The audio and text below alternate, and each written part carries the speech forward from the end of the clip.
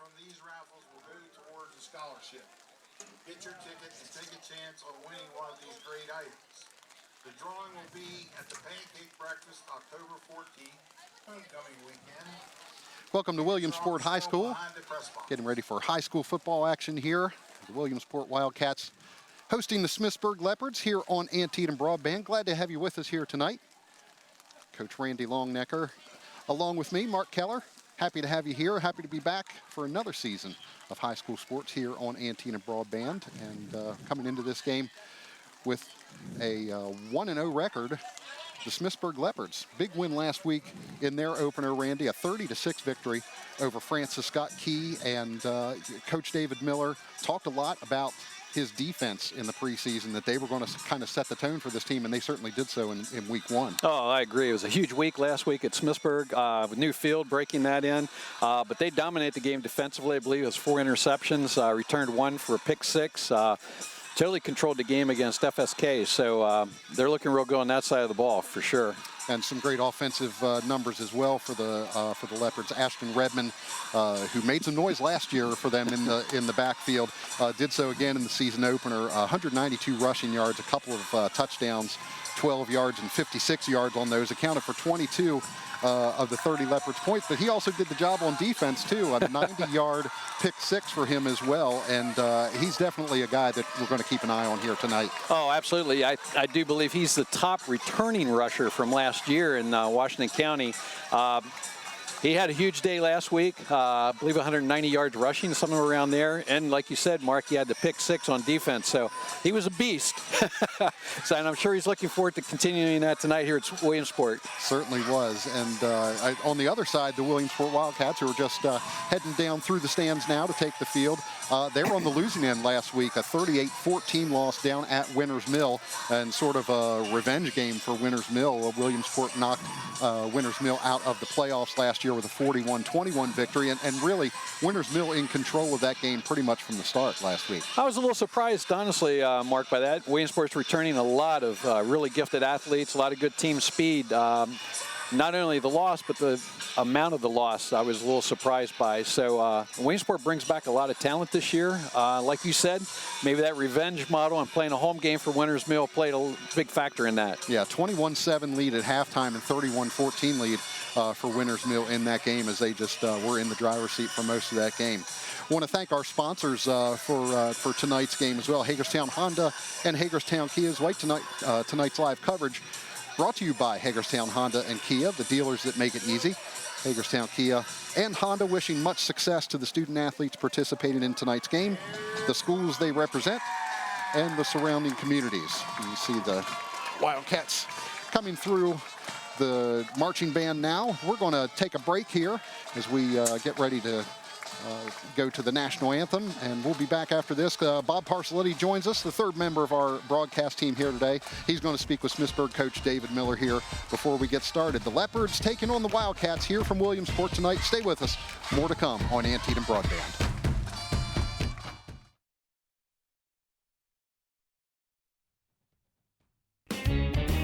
If I'm the mayor of this town, I'd still be driving around in a Kia from Hagerstown Kia.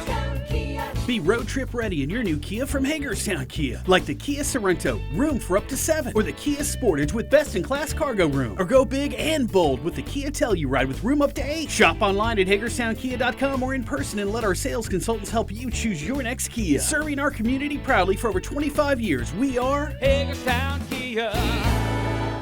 Your road to recovery starts here at CAO, the Centers for Advanced Orthopedics, with orthopedic physicians, specialists, physical and occupational therapists working together as one team for all your orthopedic needs. More physicians, more locations, more advanced care, always centered around one thing, you. Visit CFAortho.com to find a convenient location near you. Are you tired of living with water that's causing rust stains, hard water spots, or other issues in your home? Water's supposed to make life easier and more comfortable, and we can help you experience the water you deserve. As your local authorized Hague dealer, we can tailor a water treatment solution to address your specific needs. We can make sure your laundry stays soft, your skin silky smooth, with a custom-designed water treatment conditioning system. Your whole home and family will benefit from the high-quality water you deserve. Call us today.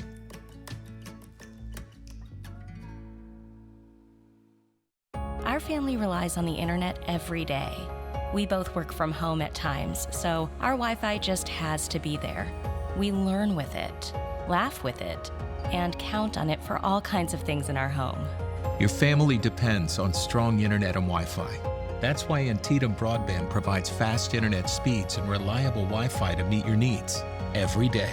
Flight Fiber is now available in Sharpsburg. Call 301-797-5000 now to sign up. We're sure making a lot of people happy. Hey, you're gonna wanna Hagerstown Honda. Life's too short. Let Hagerstown Honda make you happy by putting you in the new Honda that you've always wanted, like the all-new redesigned Honda Accord, or the always dependable and fuel-efficient CR-V, or the roomy and powerful Honda Pilot that seats up to 8 people. Let Hagerstown Honda's helpful sales advisors pair you with the Honda that works best for you, from the dealer that's making it easy. Hagerstown Honda. Voltage Wrestling is coming to Antietam Broadband. Let it blow, gotta breathe. Liquid up, tryna if it tells me. Feel the rush, wanna scream. Hit it hard, no, you'll never let it be. The action and excitement of Voltage Wrestling on Washington County Living, Channel 6 and 806. In today's world, people consume video on multiple screens. Antietam Media Services is the company you can trust to reach those audiences. From streaming platforms to social media and traditional cable advertising, Antietam Media Services helps your business be seen. For over 4 decades, Antietam Media Services has been helping clients tell their stories through a lens. From live multicam event coverage to single-camera cinema production, we are Antietam Media Services, inspiring ideas, proven results. Welcome back to Williamsport High School, getting ready for kickoff here. Week number 2 of the high school football season. Glad to have you with us here on Antietam Broadband. Mark Keller and Coach Randy Longnecker with you. We had a bye week last week, I guess you could say, in week number 1. No games with you, but we're here tonight for the Leopards and the Wildcats as the team captains head out for the coin toss. We're going to have a conversation with Coach David Miller from Smithsburg, but having some technical issues over on the sideline. Got a steady rain falling here, and Randy, I mentioned off camera here that up until about 1 or 1:30 today, I thought we were going to be talking about the heat down here in Williamsport, but pretty nasty string of thunderstorms rolled through around 1:30 this afternoon and knocked power out in some places here around Williamsport. And so we go from talking about the heat, still kind of a humid night out here tonight, but not so much the heat, but now we're talking about rain and field conditions and ball security. It's amazing how things can change, Mark. I was excited about the ball game tonight, and about 2 o'clock this afternoon, I wondered if we were going to have a ball game. Then all my lights went out, and it was a little more excitement than I wanted. And now we're sitting here, and we're a little damp. Yeah, a little bit. Nice steady rain rolling here. Williamsport wins the toss. They've deferred. So it looks as if the Leopards have won the toss and deferred. Sorry, the Leopards have deferred, so Williamsport will receive the opening kickoff here. Once again, remind you that tonight's live coverage is brought to you by Hagerstown Honda and Hagerstown Kia, the dealers that make it easy.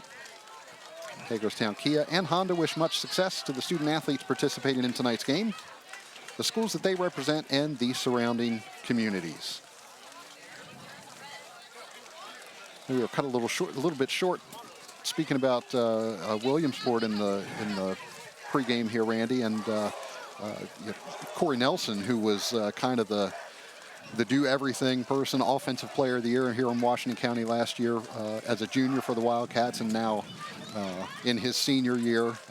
Coach Tim Small calling him sort of that Swiss Army knife. He was going to be doing a little bit of everything. But Winters Mill doing a nice job last week of kind of bottling him up. And what do you see as Williamsport looking to do tonight to sort of open things up for Nelson? Well, they've got a lot of team speed, so I think they want to stretch them horizontally, vertically, and spread out that defense, because it looks like Smithsburg's got a pretty talented defense. So if they can spread them out, find the gaps, key for Smithsburg is keeping all that speed in front of them. If they can do that, they've got a good shot tonight. But Williamsport is loaded with a lot of speed, but apparently Winters Mill last week was able to contain Nelson. Wilmore is really talented wideout. Got a few, I think he caught 4 passes for about 80 yards. So they had some big plays, but not enough to stay in the game. So we will see how the Wildcats handle that this evening, how the Leopards are able to handle the Williamsport speed, as the opening kick is up and into the end zone for a touchback. Kickoff goes through the end zone. So no time runs off here. 3 games on the docket here for this Thursday night. 6 Washington County teams playing at home this week, and just not enough officials here in Washington County to go around, so 3 games had to be moved to Thursday night. This one, along with Manchester Valley playing at North Hagerstown, and Spring Mills, West Virginia, playing at South Hagerstown this evening. Those games also kicking off here at 6 o'clock, so underway. We'll try to keep an eye on those, maybe give you some updates as we go along. First play from scrimmage getting ready here is the Smithsburg Leopards on their own 20-yard line.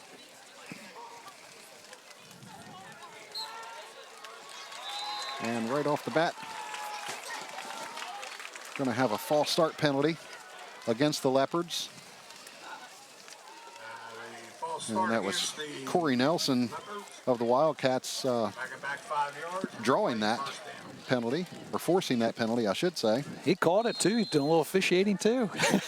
just a little jump, and caused the Smithsburg receiver to jump. So 1st and 15 here on the first play from the line of scrimmage, and ball carried up the middle by Vinny Roncone. On the carry, number 2. He's going to pick up on the stop for the about 5.5 yards. Number 64, Parker Abbott. We'll call it 6. It'll be a 2nd and 9. Two backs in the backfield. The handoff again.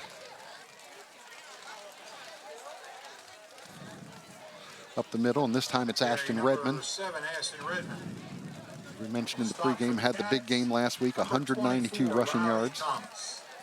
It'll bring up 3rd down and 7. Gonna pick up about 2 on the play. Maybe 3rd and a short 7. Handoff again is to Redmond as he gets across the 25 up to about the 27. Ashton Redmond. It's going to bring up a 4th down for the Leopards, and the punt team comes in. Looks like Smithsburg wants to be very conservative, keep the ball on the ground, and that penalty really hurt to start the drive. Bring up 4th down now for the Leopards. Going to punting for the Leopards, Vincent Roncone. So Vinny Roncone drops back to punt for the Leopards on this 4th and 3. And 14, Corey Nelson. David Grayton and Corey Nelson back to receive. We're going to let this roll, and it's going to stop dead at about the Williamsport 37-yard line. Punts down by number 21, Chase Hill. So we'll get our first look at the Williamsport Wildcats will take over. First offense. and 10 from their own 37-yard line.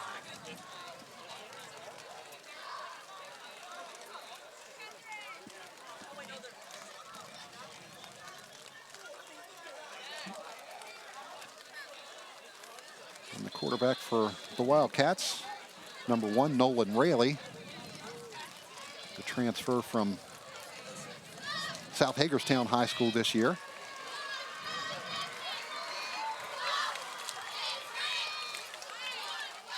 Ball's on the ground on the first play. Williamsport drops it. Recovered by the Leopards, Zachary Von Gerel, number 55. recovers at the 38-yard line, and Smithsburg has new life after their first possession. I think the ball was a little wet there, Mark. Quarterback never quite had a handle on it.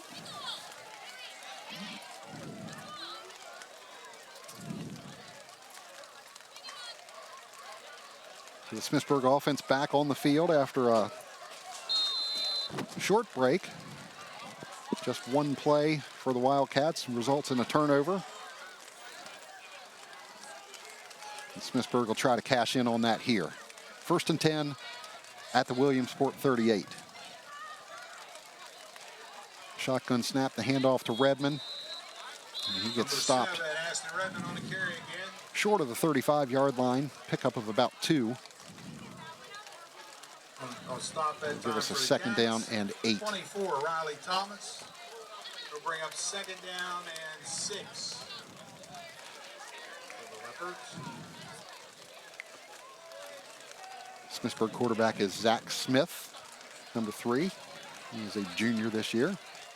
And it's Smith handing off to Ron Cohn. Nowhere to go for him. And that's Ciante Wilmore, number 9 for the Wildcats. Dropping Ron Cohn in the backfield. Back behind the original line of scrimmage, so a loss of about 3 yards. And it's going to be a 3rd down and 11 here. Wilmore, one of those athletes that you were talking about, Randy, just one of those guys, great speed, great sense on both sides of the ball, and certainly someone that the Leopards are going to have to keep tabs on throughout this game. Oh, absolutely. Smith back to pass on 3rd and 11, a wobbly pass over the middle and too high over top of a couple receivers, Joe Ryan and Alex Bakedel. So it'll be another 4th down here for Smithsburg, 4th down and 11 at the Williamsport 39. Williamsport's got those 2 talented guys on both outside linebacker positions. They can cover a lot of territory. Good weapons to have. And certainly here with Grayton and Nelson back to receive this punt, you know they'd like to have a shot at returning one here, but Grayton's going to fair catch this one just inside the 5-yard line. They're going to mark it right at the 5-yard line. So if nothing else, Smithsburg has flipped the field here and pinned Williamsport deep in their own end. Yes, that's a big advantage, and then they can unleash a little bit up front, put pressure on the quarterback. Yeah, usually inside the 10-yard line, you kind of want to let that ball go. Hopefully it goes in the end zone and get a touchback. Not sure Coach Small was real happy with that one.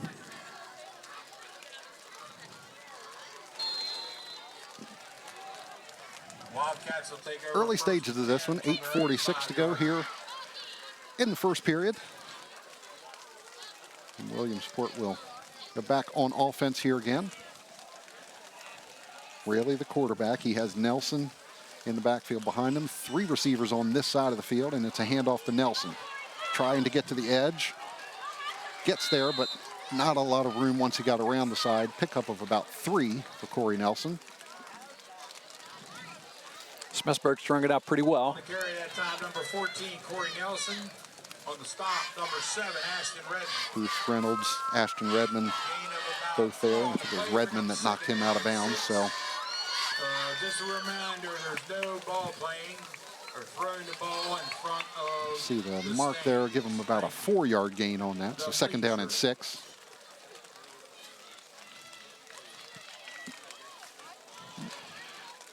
Bobbled snap again, and Nelson has it, gets out across the 5-yard line to about the 8. Yeah, that ball exchange is a little tricky here early on for Williamsport. Still that steady rain falling. We can hear it over top of us, the canopy that's covering us here in the stands. It's just enough to make everything slick out there.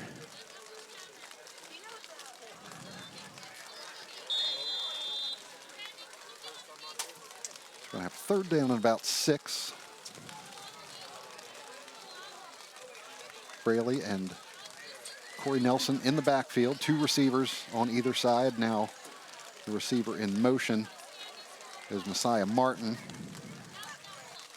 And the pass goes to Martin. Keeps his feet doesn't quite get to the 10-yard line, To number 7. or the 15, I should say. Messiah Martin. I think he needed to get to the 15 to get the first down. Jacob Lanfair. He looks like he's just a little shy of that. They'll bring up 4th down. Good second effort by him to stay on his feet. Oh, excellent effort. He knew where he had to get. Came up just short, and Williamsport's going to send in the punt team here. And that's going to be Wilmore, who's back to punt. Deep for the Leopards. Number 11, Alexander Bedford. I think he had a 60-yard punt last week. Ooh. Ball on the ground again, and Wilmore's going to pick it up. He gets the first down and loses the ball. Loses the ball, recovered by the Leopards. Ashton Redmond coming up with the loose ball. Recovered by number 7, Ashton Redmond. The Leopards will take over first. Another ball on the ground, low snap. 23-yard line. And Wilmore, good sense to pick that up, but the ball stripped there by Tyler Ward, and it was Ashton Redmond coming up with the recovery. It was a nice strip, but got to put the ball away there. So 2 turnovers here in the first 5 minutes of the game for the Wildcats. And Smithsburg again with a short field inside the Williamsport 25, starting here at about the 23. Handoff is to Redmond on first down. Gets around Wilmore. 7 on the carry again for Leopards. Did a nice job pursuing. Here's a good example of the team speed on Williamsport's side. 4, Riley Thomas, and 3.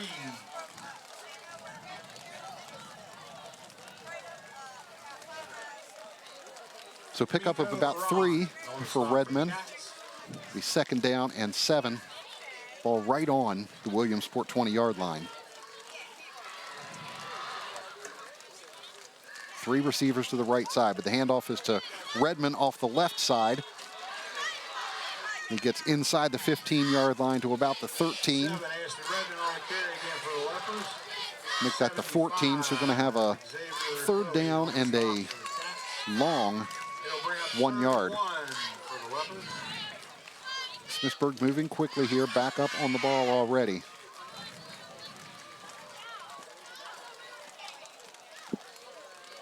Redmond in the backfield with Zach Smith. And Redmond nowhere to run that time. 7, Ashton Redmond on the carry. Stop for a loss that time by number 75. Stopped in the backfield by Xavier Bowie. Bowie. And that'll bring up a fourth down, loss of about 3 yards on the play. The Leopards inside the 20-yard line. They're going to go for it on fourth down here. I think it's a good decision. They're down there pretty deep. And we're going to have a timeout here called by the Williamsport Wildcats. Out on the field, Cats. All right, the Williamsport High School would like to thank Megan Gray from Meritus for providing the athletic training for this evening's contest. Well, again, we appreciate you joining us here tonight on Antietam Broadband, whether you're watching on WCL TV or watching on the web as well. Hope you're enjoying our live coverage of high school sports here in Washington County. We're happy to bring it to you. Replays of this game coming up, several opportunities for you to see replays of this game. Tomorrow, Friday, September 8th at 8 p.m. This weekend, Saturday and Sunday, 2 replays each day, 10 a.m. and 6 p.m. And then Monday and Tuesday, September 11th and 12th, both of those days at 8 p.m. And then we're back with you next Thursday night from Boonesboro High School. The Brunswick Railroaders will take on the Boonesboro Warriors in the newly dubbed Clayton Anders Stadium at Boonesboro High School. The stadium being dedicated to the longtime coach of Boonesboro this evening. And here's the fourth down pass, and it is complete to Alex Bechtel. Has enough for the first down. Really nice catch. Did a good job keeping both his feet in bounds. And the quarterback put the ball out of bounds, so no defense could get to it. Nice play. First down, they'll have a first and goal from about the 8-yard line. So a first down here for the Leopards. They'll have first and goal at the And a Williamsport reminder, 8. there's no ball throwing or playing around. Vinny the field Roncone area. in the backfield Thank you. with Smith. Handoff is to Roncone up the middle. Not a lot of room there. He stopped On the for carry that time, number 2, Vincent Roncone. a short loss. On the stop again, number 75, Xavier. Smithsburg's not getting a lot of push on the offensive line there, and not much room there for the running backs to get into.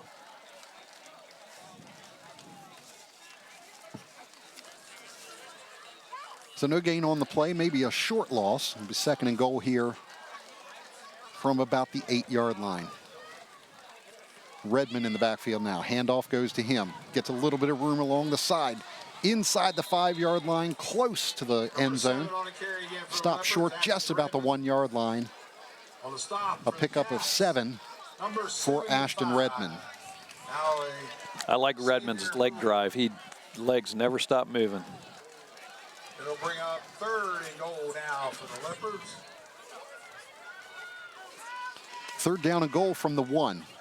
Smithsburg on the doorstep looking to take the lead here in the first period.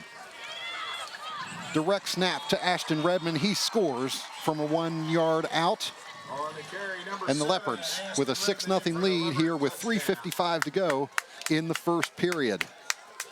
Let's go, nephew. Let's go.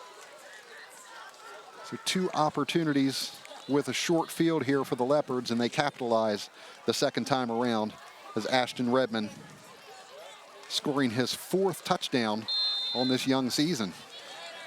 We'd say that's off to a good start.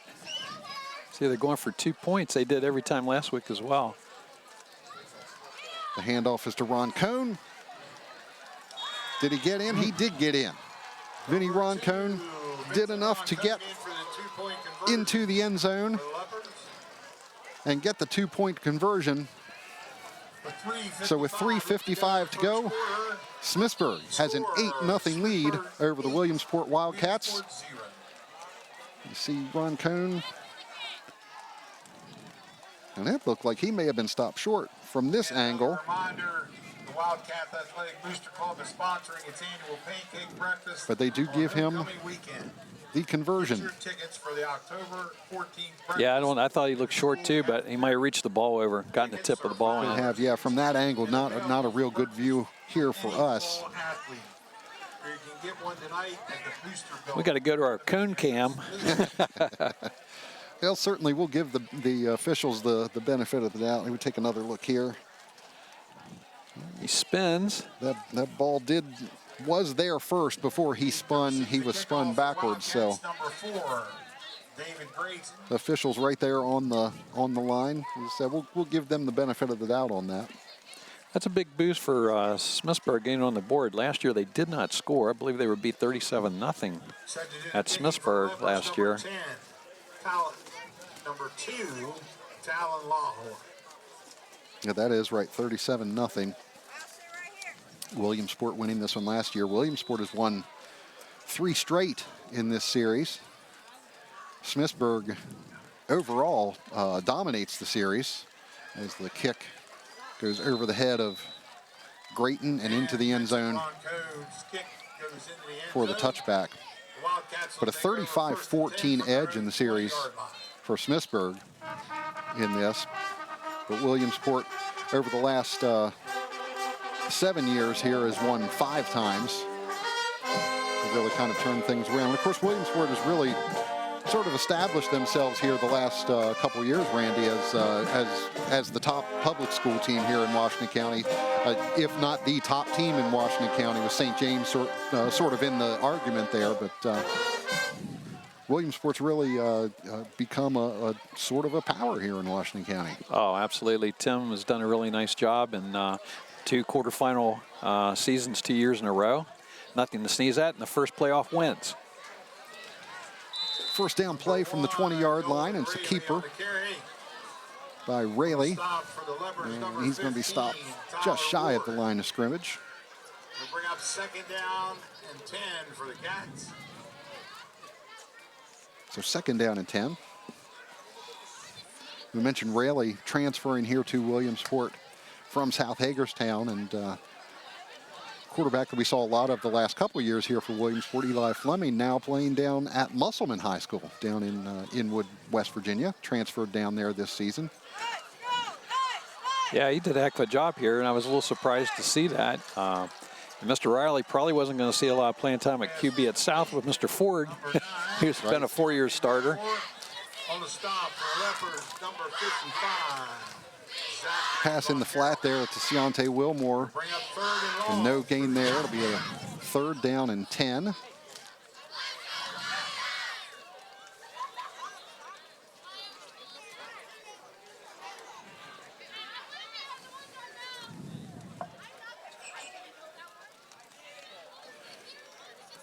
Raley has Corey Nelson in the backfield with him. 2 receivers to either side. Back to throw across the middle. It's Wilmore, but he is stopped. Oh, the ball's on the after he ground. caught the ball, and the ball is down again. Must have fallen on it. number 9, Ciante Wilmore on the carry. So completed pass to Wilmore. Picks up about 5 yards. See if we can see the ball come out here. Good throw. Definitely a completed pass as it comes out there, and yeah, Wilmore must have fell right on top of the ball. Number 9, Ciante Wilmore. So 4th down and 6, and that brings on the punt team again. Alexander Bakel and 12, Aiden Weekfall.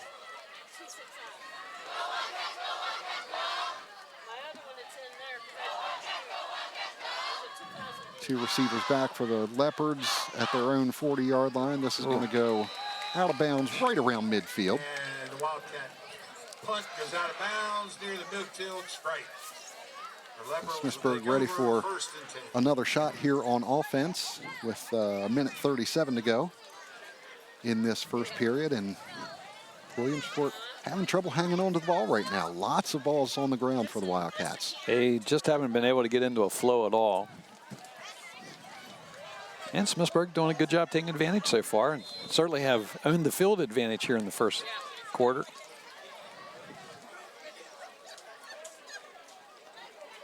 Starting this drive right at midfield. Smithsburg with an 8-0 lead over Williamsport.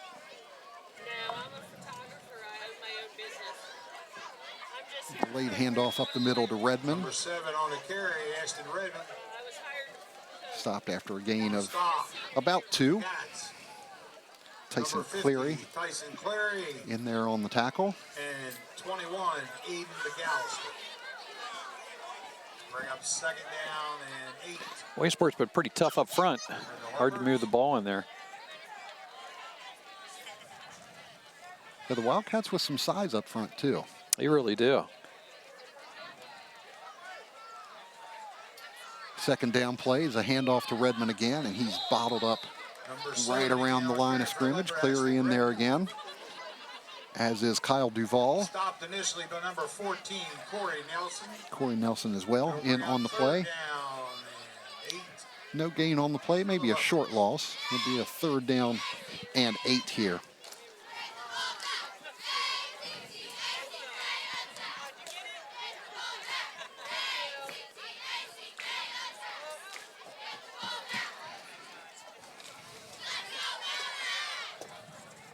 Smith has Ron Cohn on his left, Redmond on his right. Low snap. Smith picks it up, tosses incomplete. Intended for number 8. For Lauren Duge. I think they need to get a towel out there on the ball. Everybody's having trouble getting the snap. Bring up 4th down now. Just no clean exchange. See the official with the ball there now. Has a towel. You have to wonder how. They haven't wiped it once. I've seen it. Take a look at the towel. You wonder if that's a dry towel or not. It seems like the rain has pretty much stopped now. Ron Cohn takes an extra step, getting that punt off, and gets a nice roll. Block. Nice roll. And it's going to be down inside the 15-yard line at about the 12. And it'll be another long field for the Williamsport Wildcats. Just 5 seconds left to go here in the first period. Well, Smithsburg was one of 5 Washington County teams to come out of week 1 with a victory. And Boonesboro with a 24-20 win over Catoctin last week. Clear Spring beating James Buchanan 21-6. First win for the new coach up there at Clear Spring, Curtis Keller. North Hagerstown was a victor over Tuscarora, 38-27. South Hagerstown beating Century 48-14. First down play for Raley. Throws it up. He has Wilmore. Wilmore breaks free. And he's going to outrun everybody for an 87-yard touchdown pass.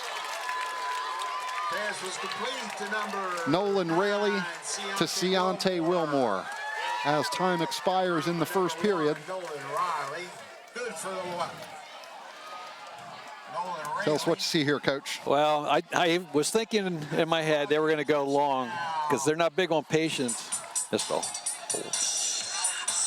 Just too much speed.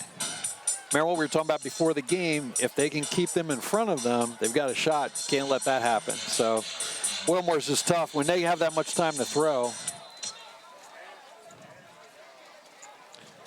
So it looks like Williamsport will go for 2 here now. Nice ball, though, from quarterback. Raley's going to keep it, trying to get into the end zone, and he does. Number 1. Nolan Raley adds the 2-point conversion. And after 1 quarter here at Williamsport High School, we are all tied up at 8. We'll take another look here at the conversion. Raley never got touched. Gets through and into the end zone. Well, that does it for period number 1. Stay with us. We'll have more to come here from Williamsport High School right after this.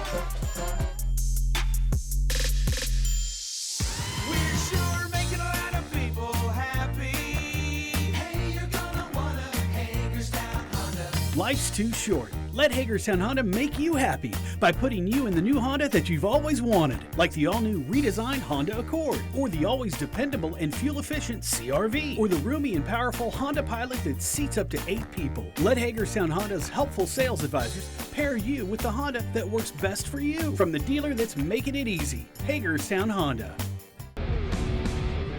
Voltage Wrestling is coming to Antietam Broadband. Let it blow, gotta breathe. Liquid love trying to hypnotize me. Feel the rush, wanna scream. Hit it hard, no, you'll never let it be. The action and excitement of Voltage Wrestling on Washington County Living, Channel 6 and 806.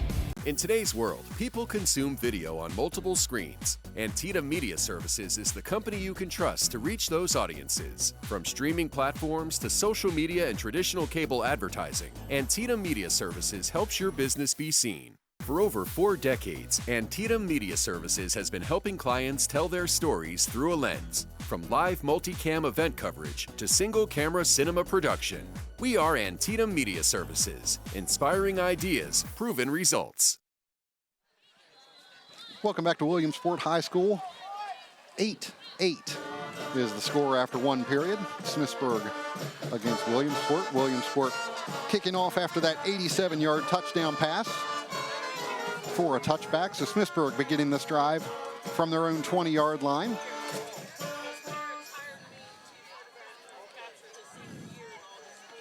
First down handoff to Redmond, trying to get around the left side, unable to do so. Corey Nelson getting a hold of him in the backfield and dropping him right around the line of scrimmage.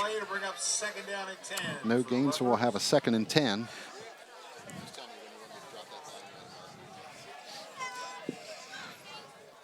Corey Nelson flashing that speed, running it down from behind.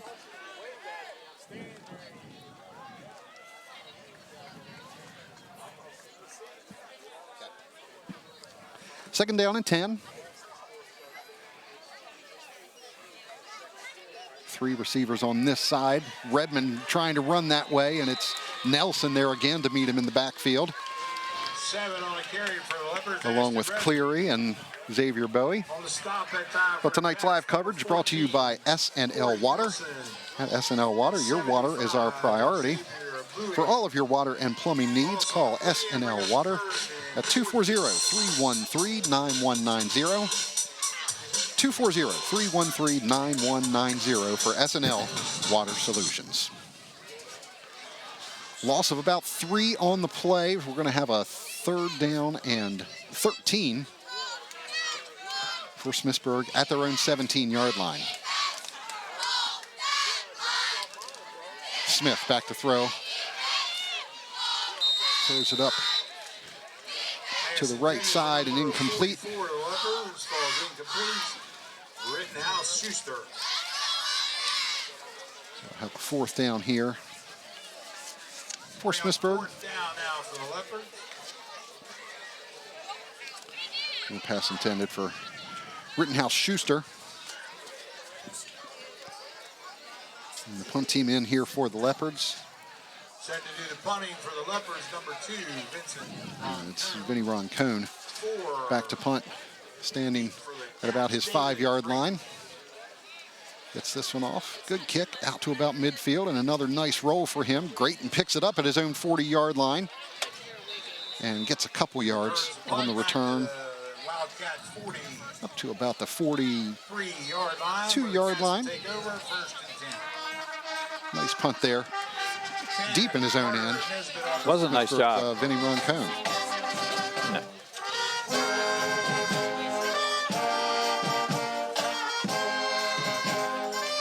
Hear the Williamsport band playing. They're seated right in front of us here in the stands on the Williamsport side. We mentioned 3 games here tonight, 3 games tomorrow night in Washington County. Green Street Academy playing at Clear Spring. The Blazers going for a 2-0 start to the season as Rayleigh completes that pass to Corey Nelson for a pickup of right to about the line of scrimmage. Give him about a yard on the play. No gain on the play, bring up 2nd and 10 for the Cats. Redmond right there to make the stop. Tyler Ward along with him on that play. We mentioned the dedication of the stadium in Boonesboro. That's tomorrow night. Liberty hosting, or Liberty playing at Boonesboro tomorrow evening. As Rayleigh keeps the ball, gets his helmet knocked off. And a big hit On the carry, number 1. right at the 40-yard line. It was Zach Von Gerel making that hit. That was an old slobber knocker there. Yeah, he jacked him up pretty good. 3rd down and long. And that means Rayleigh will have to come out of the game for a play since his helmet came off. Which means we'll likely see Corey Nelson taking the snap here. Looks like he's the only person in the backfield here on a 3rd and 13. 3 receivers to the left side, 2 to the right for the Wildcats. Empty backfield for Nelson. Scrambles, gets out of 1 tackle, gets through another one, gets out to midfield and beyond. A 1st down for Corey Nelson. 14, Corey Nelson on a carry for the Cats. Well, if we needed an example of what Corey Nelson can do with the ball on offense, that's a great example of it right there. Yeah, because Smithsburg actually played this well. Defensively, they had him stopped, and he's a man amongst boys at that point. Yeah, that's just a manly run there. Takes it inside Smithsburg territory across the 45-yard line. Have a 1st down at the Smithsburg 44. Smithsburg bringing pressure here. This is Wilmore trying to get around the left side. Broke a tackle and is taken out of bounds On the carry that time for the Cats, number 9, Ciante by Wilmore. Braxton Bird. After a pickup of about 4 yards. We'll make it 5. They spot him at about the 39-yard line. So a 5-yard gain for Ciante Wilmore. Wilmore and Nelson are a load to bring down, Mark. They really are. Big, big kids. When you get the ball in their hands, they're powerful and they're fast. Yes. If they have overcome their turnover issues here in this game, that could mean trouble for Smithsburg. Absolutely. Second down and about 5. Raley across the middle into coverage. Nice effort. Nearly picked off by Tyler Ward. Pass is intended for number 14, Corey And it was Corey Nelson, but he had 3 men around him. That was going to be a tough catch no matter what. Well defended by Smithsburg there. Nice effort. Jacob Lanfer getting the initial tip on that, and it was Ward nearly coming up with the interception while he was on his back. But it falls incomplete. Third down and 5 now for Williamsport. 8:24 to go here in the second period. We're all tied up at 8. Raley now with the empty backfield. 3 receivers to his right. He rolls that way. Looking downfield, he has Wilmore across the middle. He catches it at the 28, gets through 1 tackle. Finally taken out of bounds by Ron Cohn. Right around the 21-yard line, and it'll be a first down for the Wildcats. However, that was good for another Wildcat. Nice vision by Raley there as he rolled out to find Wilmore wide open in the middle of the field. Doesn't seem fair when he's using a stiff arm, does it?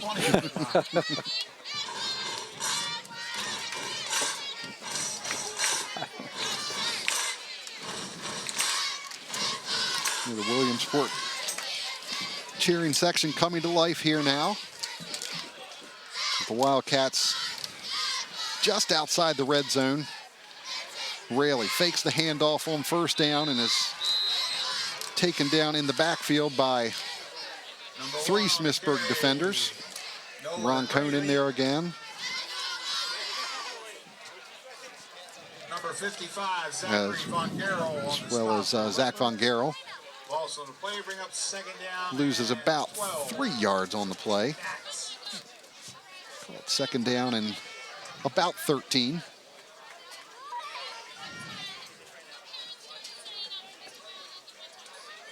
Empty backfield again here for Raley. Looking to his right again, rolling that way. He tucks it in, going to keep it. Stopped right around the line of scrimmage. Hit there by Redmond.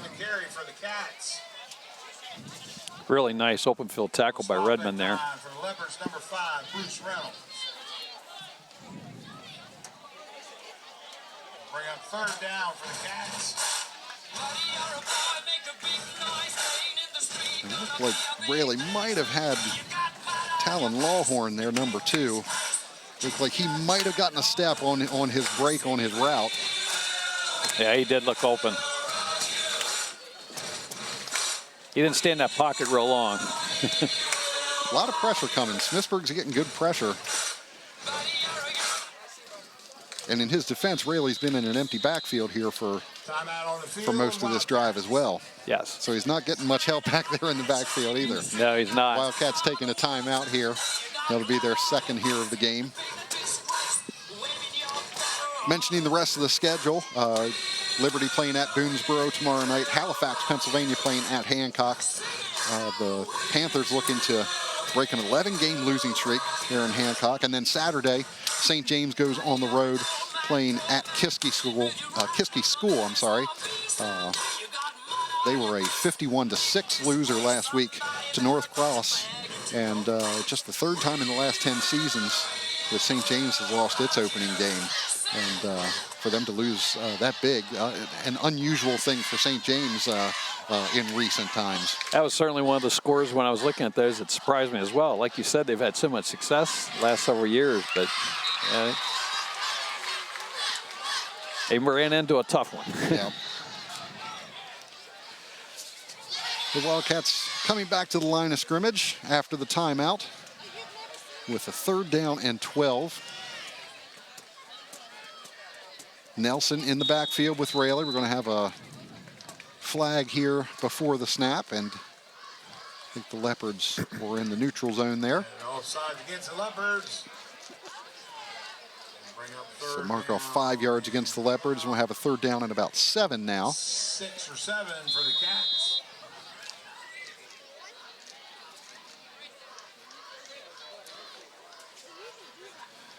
So in that situation, Coach, going from a 3rd and 12 to a 3rd and 7, you're pretty much running the same play here, right? Pretty much, yeah. It doesn't really change what you're doing. Nelson gets the pitch, trying to get around the side, unable to do so. Redmond again there, as is Vinny Roncone. Number 2, Vincent Roncone. And drops Nelson for maybe a loss of a yard. So 4th down and about 8.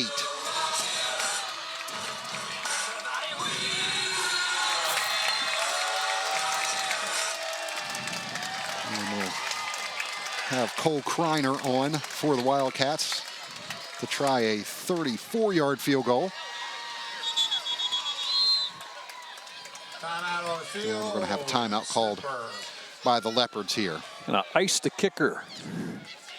I'll tell you what, Cole Kreiner is a weapon a lot of high school teams do not have. He has quite the leg. It is. He really impressed last year, which was actually why I was a little surprised that Williamsport went for 2 after the touchdown, especially so early in the game. Certainly understandable later in the game, but I thought maybe they would go with Kreiner, who's, you know, knock on wood, not trying to do the jinx here, almost automatic. Yes. On extra points. And but certainly Coach Small made the right call there, getting the 2 and tying things up. And I think the thought probably with Coach Small too is he knows he can score from a wider range. So if he gets down there for a field goal, even if he didn't get the 2, he can get with the field goal. So now Kreiner lined up again for 34 yards. Ooh. Kick is up. And it is good. 34-yard field goal for Cole Kreiner. And with 5:14 left to go here in the second period, Williamsport now with an 11-8 lead over the Smithsburg Leopards. Stay with us. More high school football to come from Williamsport High School after this. High school football brought to you by Hagerstown Honda and Hagerstown Kia.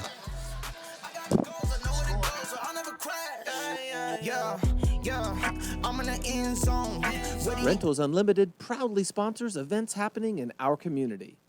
Give our experienced personnel a call or stop by one of our 5 locations for all your home improvement, residential, commercial, or industrial projects. We provide friendly and knowledgeable service you can depend on the first time and every time.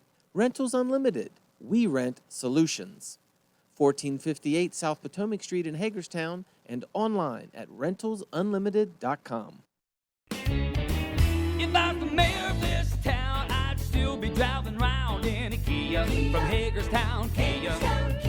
Be road trip ready in your new Kia from Hagerstown Kia. Like the Kia Sorento, room for up to 7. Or the Kia Sportage with best-in-class cargo room. Or go big and bold with the Kia Telluride with room up to 8. Shop online at HagerstownKia.com or in person and let our sales consultants help you choose your next Kia. Serving our community proudly for over 25 years, we are Hagerstown Kia. Back at Williamsport High School, 5 minutes, 20 seconds left to go here in the second period. The Wildcats now with an 11-8 lead over Smithsburg following the 34-yard field goal by Cole Kreiner, and Kreiner's kickoff is into the end zone, or through the end zone for a touchback. And Smithsburg will start here from their own 20-yard line. And the Leopards will take over 1st and 10 from their own 20-yard line. The rain has stopped here in Williamsport. Starting to see some blue skies out here. Still a good many clouds, but turn into a pretty nice night for a high school football game here. Yeah, good ball game. Seeing some good defense. Williamsport had some trouble holding on to the ball early in this game. 3 turnovers in the first period, but they've seemed to have solved that, at least for now. Number 7 on a carry for the Leopards. First down play here for Smithsburg. The handoff to Redmond is stopped for a loss of about a yard. Second down and 11 here. Now for Smithsburg. Smithsburg needs a big play here somewhere along the line.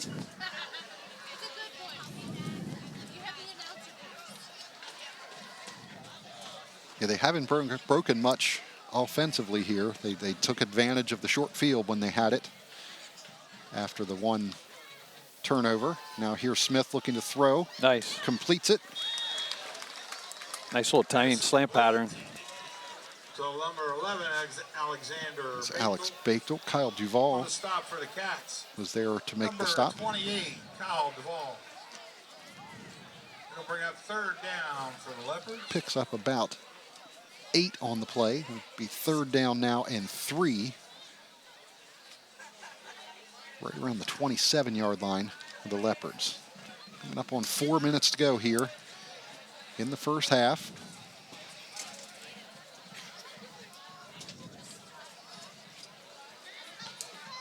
Two receivers on either side. Flag down. They're going to have an illegal formation. However, there is a flag on the play. Smithsburg receiver moved up on the line just before the snap. And I think that We had a procedure penalty they're against the going to call him Leopards. for procedure, but Williamsport And the declining that. Wildcats decline. It'll bring out fourth So down. it'll be fourth down and 3.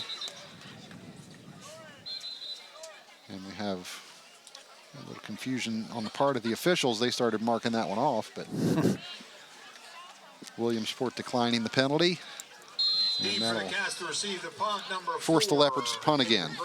Vinny Roncone back to do that. Had a pretty good night kicking the ball so far this evening. Number 4, David Grayton back to receive for Williamsport, back at about his own 35-yard line. Now a short kick here.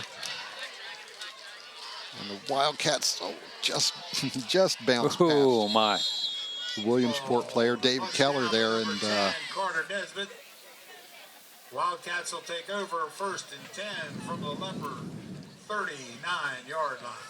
Williamsport's got the short field again. 3 minutes and 32 seconds left to go. in as the a first. coach, I would think that's probably got to make your heart stop a little bit when you see that short punt and it's in a All of your guys are in there. yeah, headed towards a crowd of players. You just don't want that hitting one of your guys. It's one of those you cover your eyes and look between the fingers a little bit and hope for the best. Because you can't yell anything. You can't. Right. They can't see.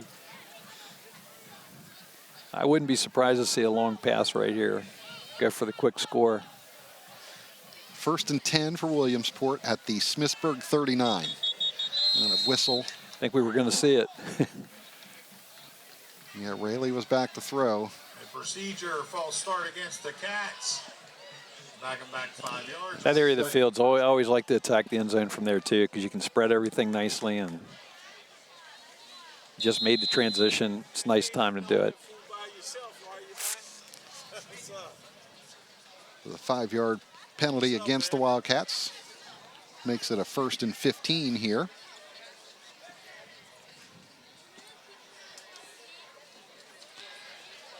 Rayleigh back to throw across the middle. Nice catch by Wilmore.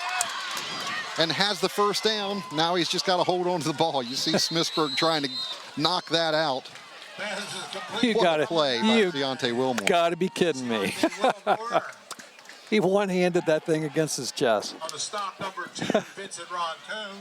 Rayleigh made that throw However, that was good for into another traffic. Wildcat. Get another look here. First down. Pressure on him. Wildcats have a first and 10 from the Leopard 25-yard. That's a great play. Great play. Made the catch one-handed, made a spin move, and held on to the ball when he had 4 guys trying to rip it out. Guy's got some athletic ability, that's for sure. Read option here to Corey Nelson. Another first down for the Wildcats as he's inside the 15-yard line. A late flag thrown on the play. And now another one thrown towards the Smithsburg sideline.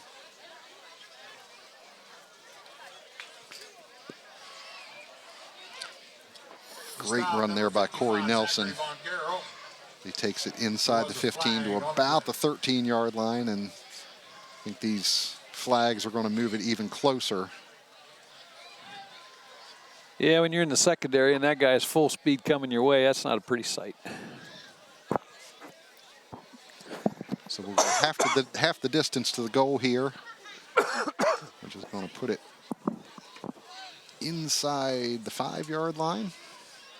And they move it back to the 6. Maybe a penalty of what was 7 yards. And now a first and goal from the 6-yard line. 7-yard line. An unsportsmanlike call against Smithsburg. That was what was marked off there. Raley with the fake handoff and keeps it to the right side, but not a lot of room there. So he's dropped for a gain of about a yard. It'll be second and goal.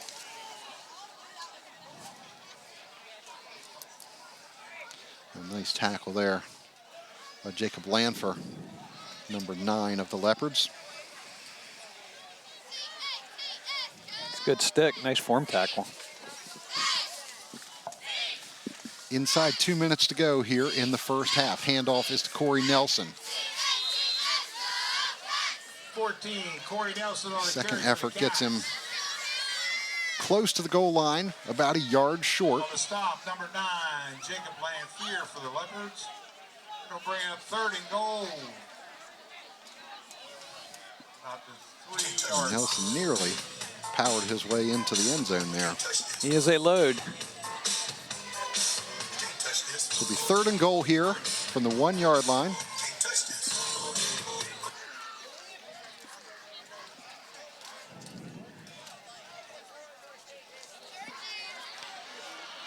Raley keeps it around the right side. No room there. And Raley looks like he's shaken up. That was a pretty hard hit. Slow to get up. Number 1, Noah Raley on the carry. Ooh, Bring up fourth down now for the Cats for fourth. He got tackled real awkwardly. Ports don't bend that way. That was Jacob Lanfer on the stop there as Williamsport uses their final timeout here of the first half. 57 seconds to go. Stay with us here at halftime. We'll have Bob Parcelletti hoping to get Williamsport coach Tim Small for a couple words during halftime, and we'll take a look back at the first half.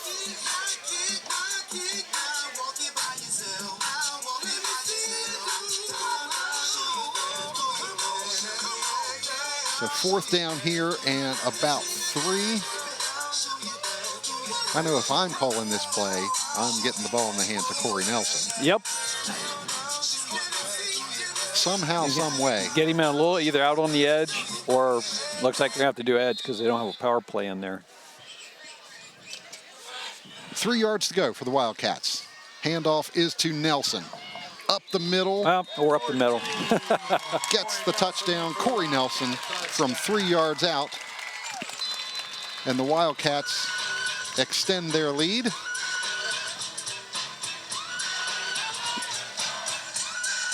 To 17-8.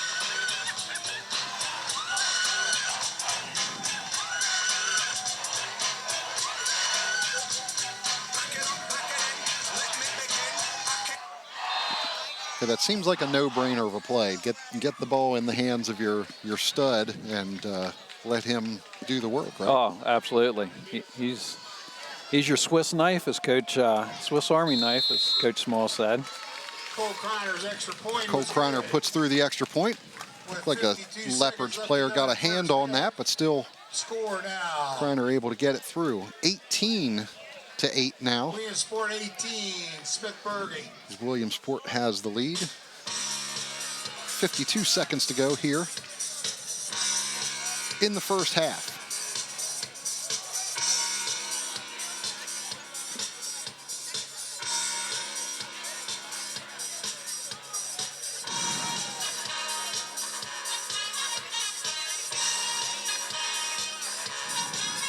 Coach Smithsburg will have just a short opportunity here with the ball, but we mentioned we haven't seen them be able to get anything really going offensively as they get ready to go into the locker room here at halftime. David Miller, what's he sort of preaching here to the offense here at halftime to kind of try to get things going in the second half? Probably what they're doing here, they're just going to run the clock out. They'll run a couple basic plays like they've been running and try and regroup at halftime. They don't want any turnovers at this point. I only recall they had one pass play for about 8 yards, and I don't think they've had a running play beyond 5. Right. So they've not had that explosion. But the issue is Williamsport has so much speed over there. It's tough to get a big play on them. They run stuff down. They've had a couple of nice holes and things, and it just closes very quickly.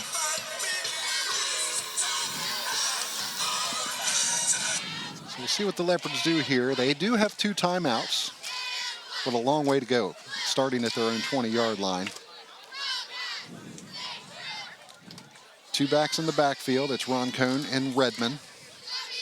And the handoff goes up the middle to Redmond. Nowhere to go. That front line of the Wildcats bottling him up. Xavier Bowie. Number 75. Xavier Bowie, 55. David Keller in there as well, 55.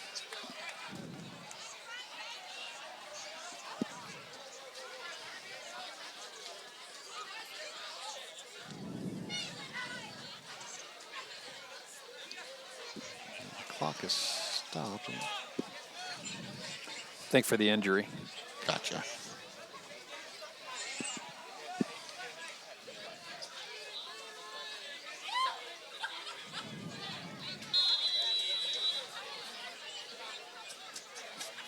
Second down and about 11 for a loss of 1.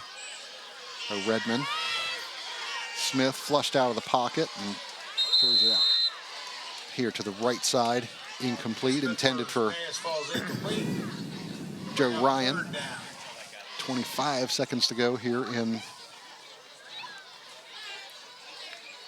the first half.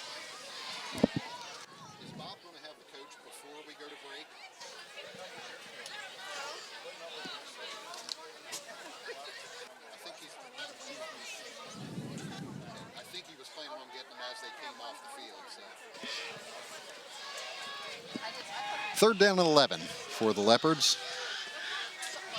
Smith again throwing. Intended for Ryan, just a little bit out of his reach. Intended for number 1, Joseph Ryan. And now a 4th down. Bring up 4th down now for the Leopards.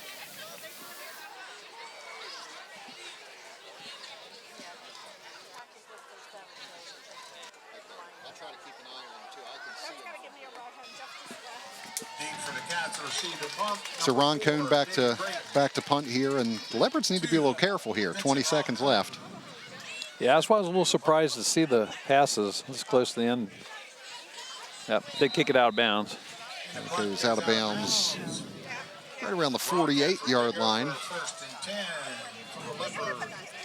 I'd go deep. I would go deep. Williamsport's got the speed on the outside. See if they go long.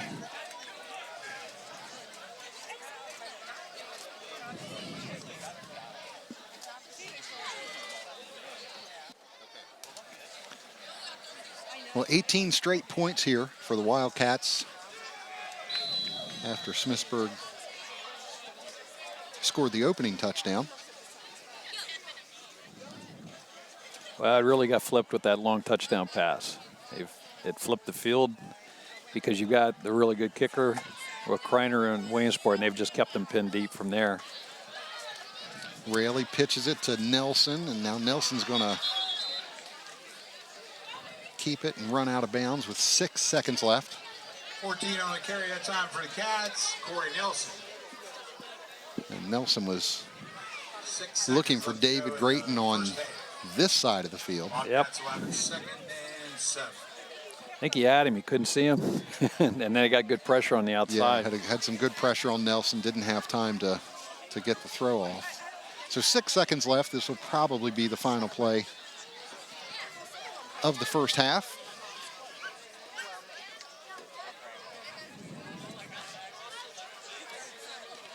And now it's Rayleigh throwing down the right side. And it is picked off. Good defense by Zach Smith. And that will close out the first half here at Williamsport High School. So, after Smithsburg took an early 8-0 lead, it's Williamsport taking an 18-8 lead at intermission here at Williamsport High School. Stay with us. We'll have more to come at halftime right here on Antietam Broadband. High school football brought to you by Hagerstown Honda and Hagerstown Kia.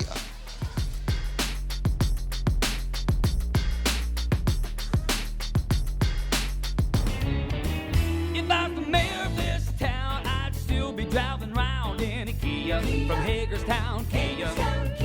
Be road trip ready in your new Kia from Hagerstown Kia. Like the Kia Sorento, room for up to 7. Or the Kia Sportage with best-in-class cargo room. Or go big and bold with the Kia Telluride with room up to 8. Shop online at HagerstownKia.com or in person and let our sales consultants help you choose your next Kia. Serving our community proudly for over 25 years, we are Hagerstown Kia.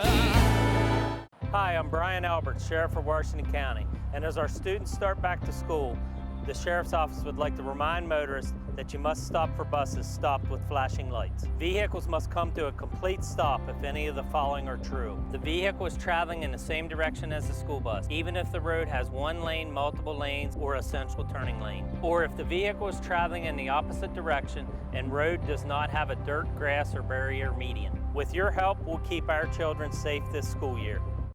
You need to fire her. I can't fire her. She has a disability. What? No, I don't. That's the reason why I hired you. Rent No Hard Feelings now. What you got there? Something for me?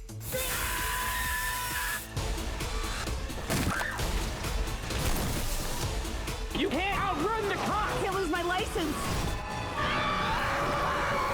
No Hard Feelings. Rent it now. Rated R. video customers. Tune to Channel 1 to get started. Entrepreneurs have molded our county, our country, and our world. That's why Antietam Broadband is proud to announce our Innovation Fund to help Washington County entrepreneurs start up, grow, or sustain their business.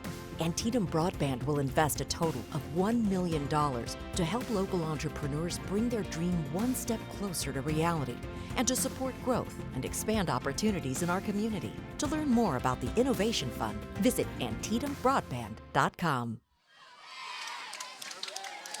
Welcome back to Williamsport High School. Halftime score, the Williamsport Wildcats leading Smithsburg Leopards 18-8. Week 2 of the high school football season here on Antietam Broadband. Our coverage brought to you by Hagerstown Honda and Hagerstown Kia. Mark Keller, along with Coach Randy Longnecker here with you. And a real turn, you mentioned it right before halftime here.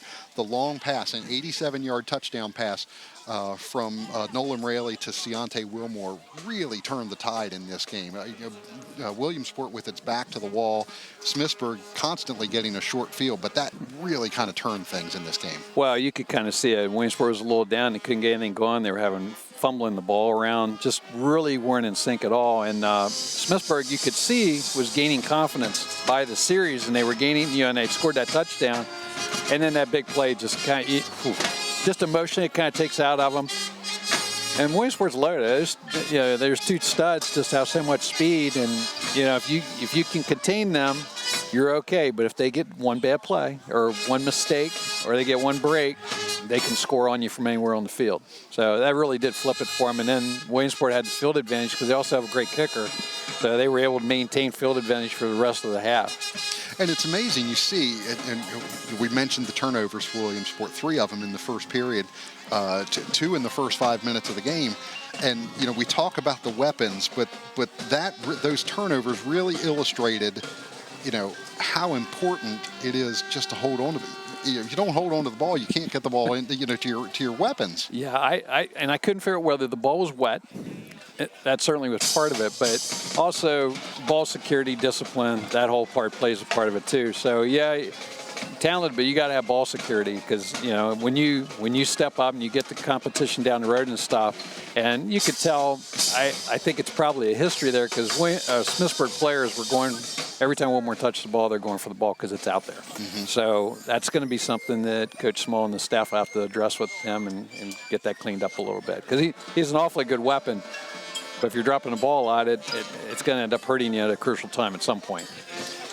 Smithsburg took advantage. We mentioned their offense not really able to get anything going, but they had the short field because of those turnovers early on. You really flipped the field to start things for them, and then took advantage of the short field after the second turnover. They got the 1-yard touchdown run from Ashton Redmond to take the 8-0 lead. He added the 2-point conversion as well.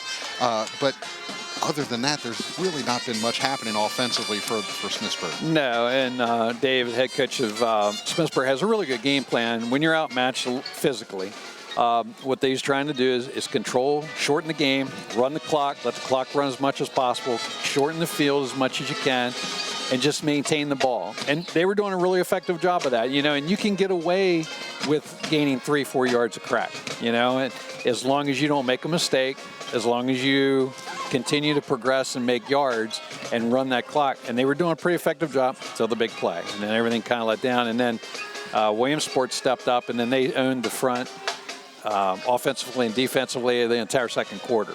So whether Smithsburg can get back to what they were doing, it all comes down to line play at that point, because you're going to be out. And the speed on Williamsport's side is better. That's obvious. Size is better on the other side. So you got to be able to maintain possession of the ball, drive the ball, maintain it the entire time. If you do that against really talented teams, they get frustrated. And that was happening early on.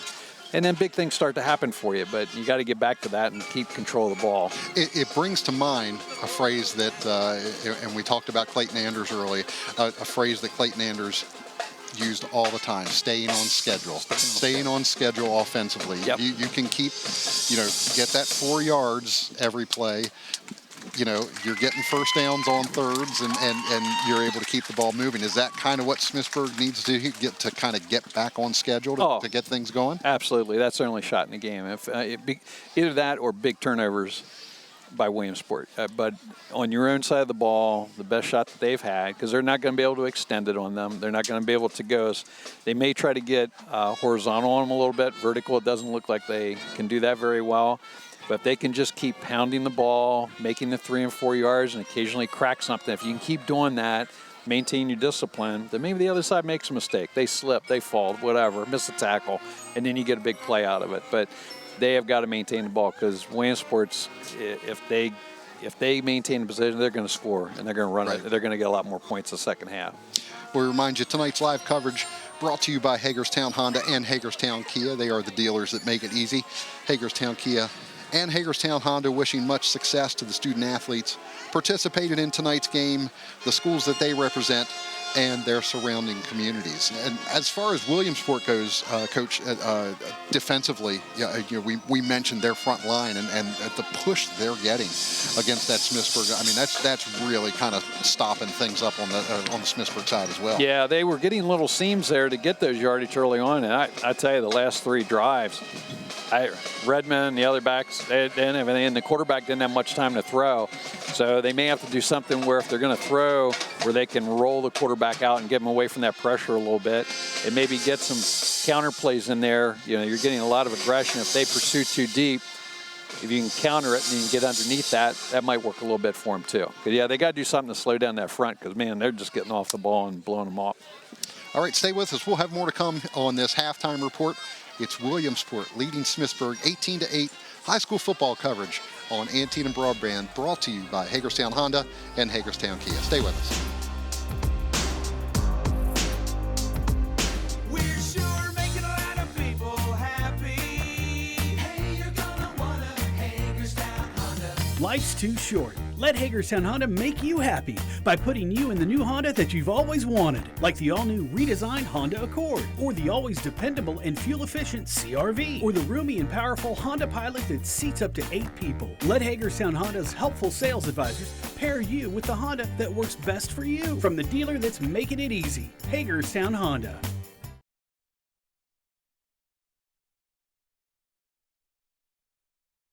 We are CAO, the Centers for Advanced Orthopedics. We're over 160 orthopedic specialists and therapists making a difference in our patients' lives. We get you back on the field, back on your feet, and back to your daily routine. The Centers for Advanced Orthopedics. More physicians, more locations, more advanced care.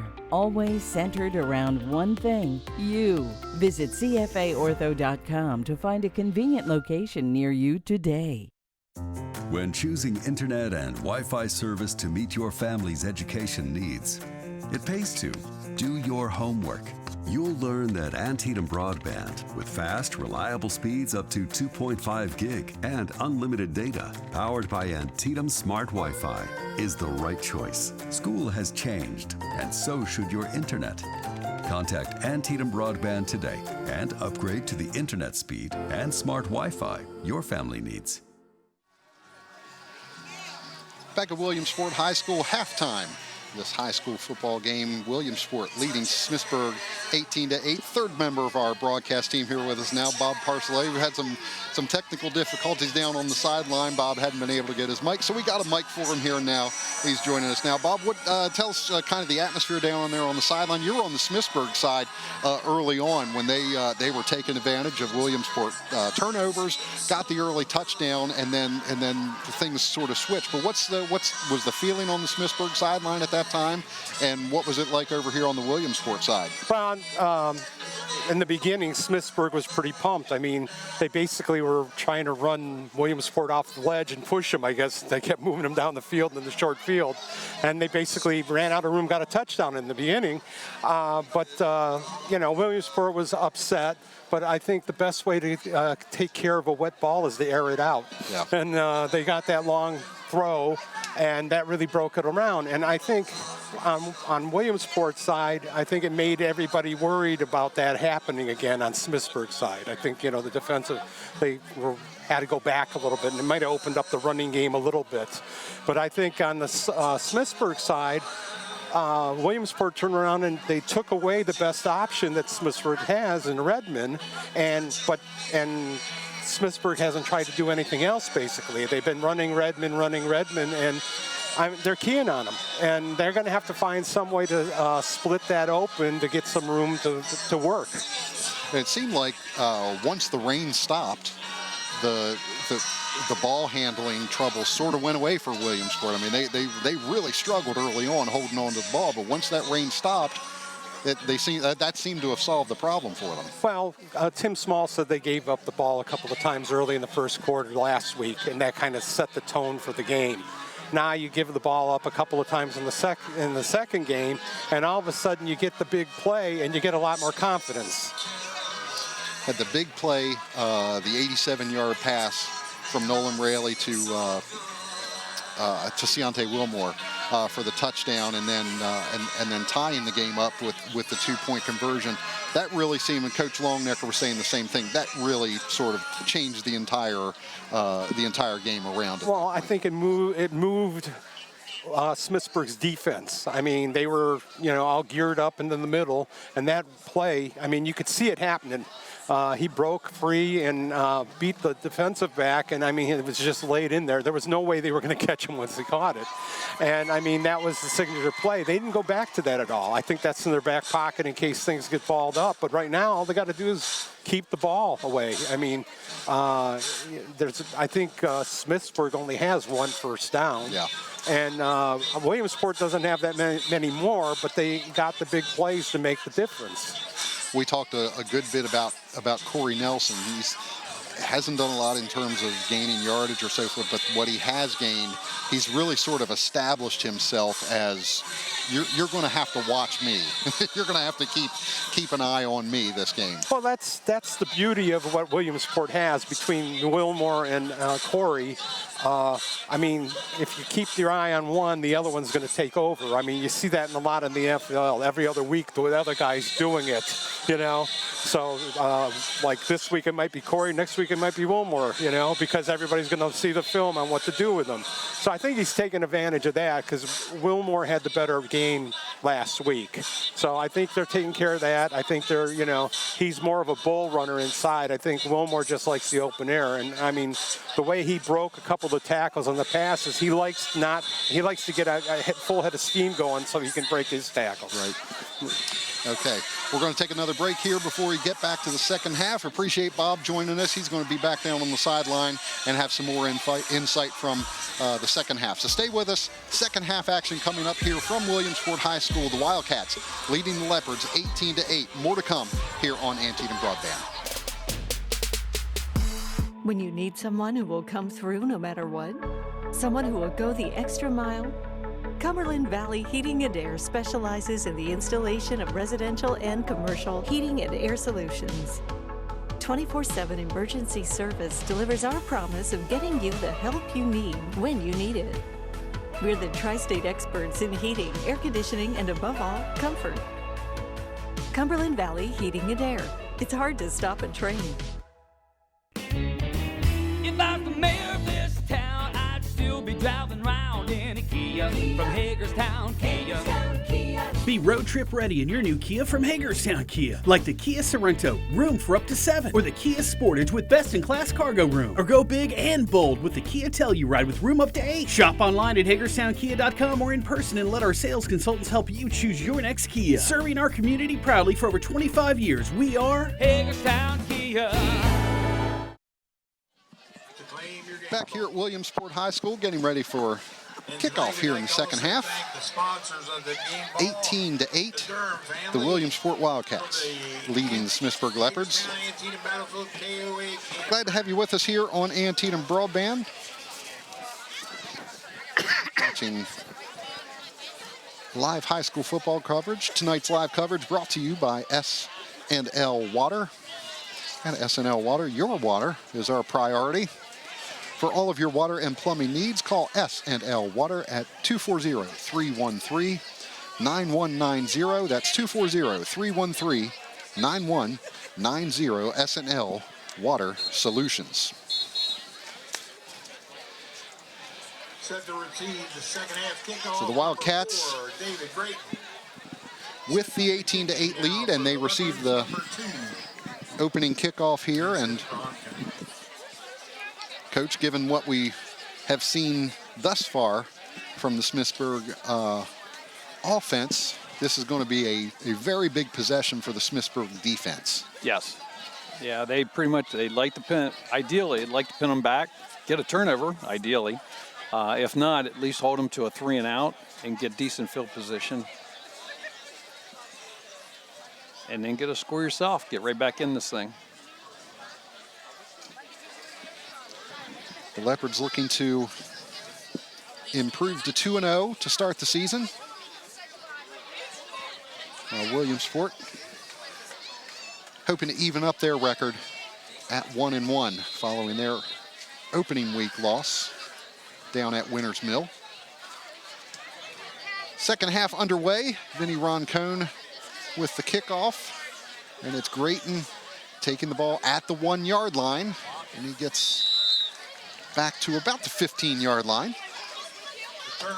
Well, Smithsburg got what they wanted on the kickoff. On the stop at time for Leopards number 12. The Wildcats will start inside their own 20. I got to talk to one of the Smithsburg greats, Andy Reid, during the break, and we were both happy to see our old logos back on the helmets from when we played back in the 70s. It's a little tough to see them from up here in the stands. Can see them a little bit on our screen here. They stood out a little better on our white helmets back in the day. First down play to Corey Nelson is strung out and dropped for a loss as Nelson loses about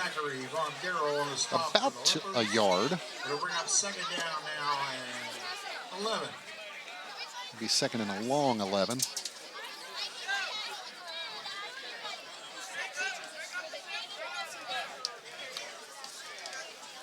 Yeah, as you said, Andy Reid, one of the all-time great running backs here in Washington County, held the county rushing record for many years. I think up until Isaiah Smith at South Hagerstown kind of shattered all of those records with the junior and senior seasons that he had.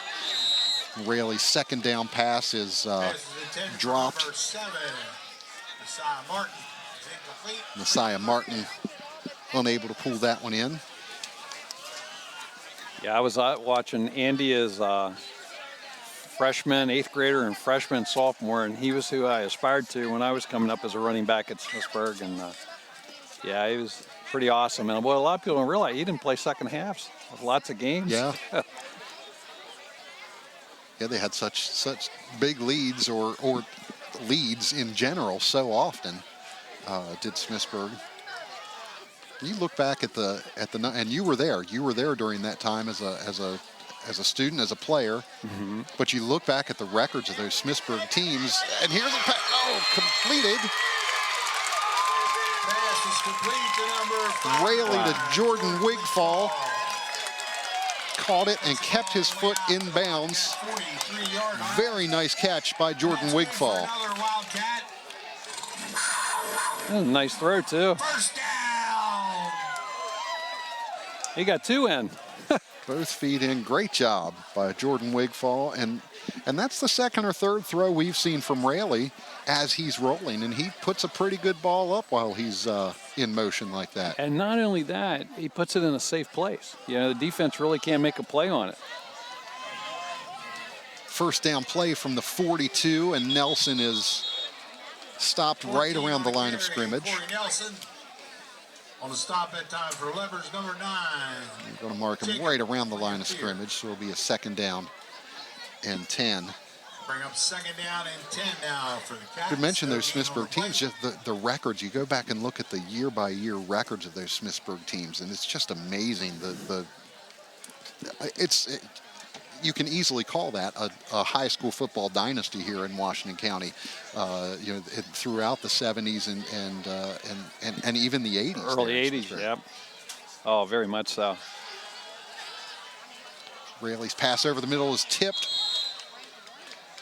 off the hands of Ciante Wilmore, and it was Wigfall nearly making a diving catch there. It falls incomplete. Bring up third and 10 now for the Cats. Third down and 10.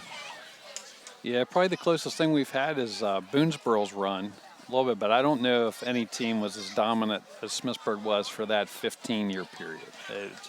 It was amazing that you could get that many good teams. Excellent coaching. You know, my coaches, I was so blessed to play for those guys. Well, and it was a different time as far as playoffs were concerned too. Only 4 teams got into the playoffs from each classification, and Smithsburg was in it every year in the playoffs. Just a much tougher time, and those Smithsburg teams just amazing. I played with a lot of great guys, that's for sure. And then my early coaching experience was there too, so I got the advantage to have the best. Carroll Reed, you know, we would have run through a wall for him, and Ray Montini and Buddy then followed after that for a long tenure and had great success. So, yeah. I can reflect back on how fortunate I was. Oh yeah, yeah. Amazing times out there at Smithsburg. So to do the kicking for the Cats. So Williamsport with a 4th and 10 here now. We'll punt this away. Number 11, Alexander Bechtel, and 12, Aiden Weekfall. Alex Bechtel and Aiden Weekfall back to receive for the Leopards right around their own 20-yard line. High punt here by Wilmore. Good job. Taken at the 30-yard line by Wigfall. Fair catch there. 11, Alexander Bechtel. You know, Coach David Miller of Smithsburg, he sort of touched on the history of Smithsburg in the preseason, talking about, they're trying to build this program up again. And, of course, Smithsburg in recent years hasn't had that kind of success. And, he sees it more of a mindset, that they need to believe, they're not a 3-7 football team, that they're trying to build that and get to the place where some of these other programs at Smithsburg are, the volleyball program and the soccer program, and believe that they can be a winning program. And We've seen the first win last week, and they've been competitive here tonight. They haven't been able to get much going offensively, but they're holding tough here. They have played very solid. Like you're looking at from a coach's perspective, I'm impressed with their discipline's been good. They've played solid. Their scheme's solid. They've just a few individual plays on Williamsport's side has thrown it to their advantage. But as far as play, they've come out hard-nosed, good solid tackling. Second down play, and it's picked off and headed for the end zone. Aiden McAllister, a pick six.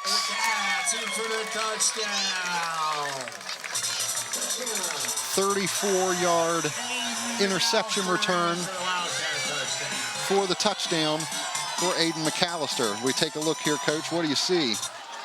Got lots of pressure, good coverage. Because of the pressure on the quarterback, he threw it too far inside. He actually had the man open on the outside, but threw where the coverage was. McAllister's a heck of a defensive back. Last year, I believe he led them in interceptions. If not, probably second. Yeah. But he had a good year last year. And that one hurts for Smithsburg. Kreiner on for the extra point. It is up and good. And the Wildcats take advantage of the turnover now with a 25-8 lead over Smithsburg. Stay with us. We'll have more to come here from Williamsport High School. Live high school football coverage brought to you by Hagerstown Honda and Hagerstown Kia.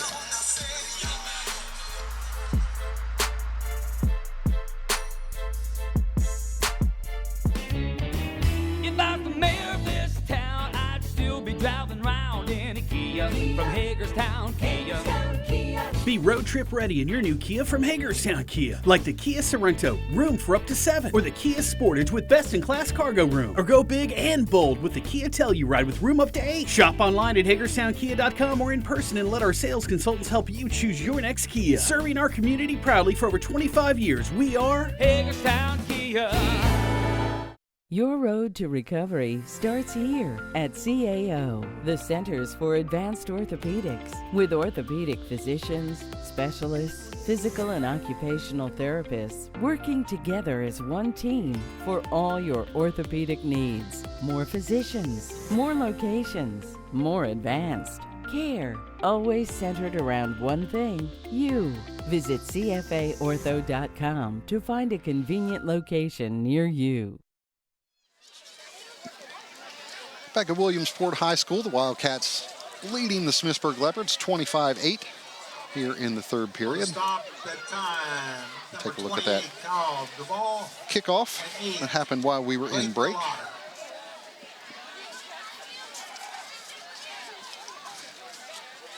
The Leopards will be starting here following that kick inside their own 15-yard line. First and 10 at about the 13.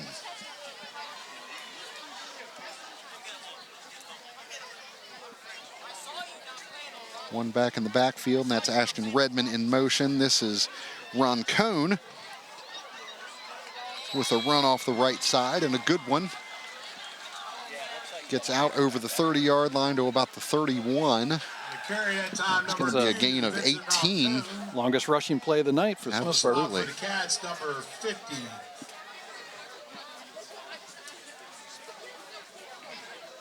Leopards picking up the pace a little bit here.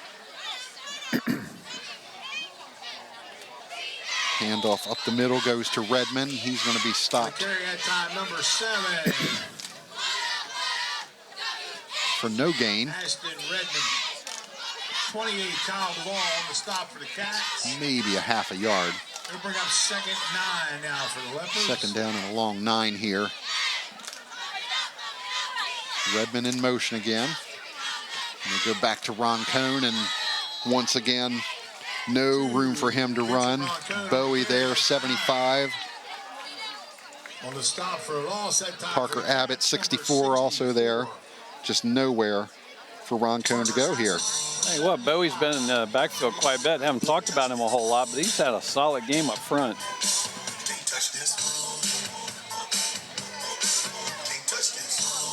Loss of about 2 on the play. Ball right on the 30-yard line. 3rd down and 11. Zach Smith, the quarterback, back to throw. Flushed out to his left. Wilmore pursuing him and knocking him out of bounds. Free on the keeper that time, Zachary Smith. I'm sorry, that was Nelson who knocked him out of bounds, not Wilmore. 14, Corey Nelson. They'll bring up 4th down now and long for Smith the Leopards. picks up a yard, gets it back to the original line of scrimmage, and Nelson there, but you mentioned Bowie as well. Bowie was pursuing him well also. He's been tough up front. I like him. It's a 4th and 10, and it's Ron Cohn punting. Grayton back to receive. He steps back away from that as it rolls dead right at the 35-yard line Joseph Ryan of Williamsport. They will take over there with 6:37 to go in the 3rd period.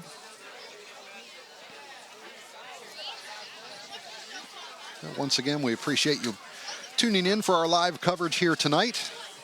Whether you're watching on WCL TV channel 6 or 6 and 806, or watching live on the web. I'm glad you're here. You can catch replays of this game throughout this coming weekend.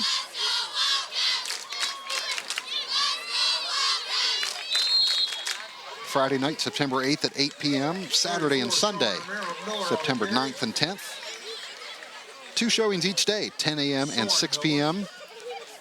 And then again Monday and Tuesday, September 11th and 12th. Both of those replays at 8 p.m. Then we're back with you Thursday, September 14th, Brunswick at Boonesboro High School. And then another football game on Friday, September 22nd. We're back here at Williamsport as the Wildcats are set to host the Clear Spring Blazers.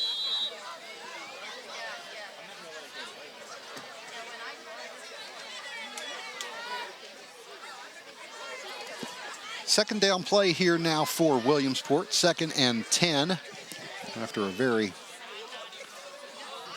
short gain on 1st down. Ball on the ground, but it's picked up by Soren Miller. Soren Miller on the carry for the Cats. He scrambles his way forward for a On the stop for gain of about 3. 15, Tyler Ward. He'll bring up 3rd. It'll be a 3rd and 7 for the Wildcats.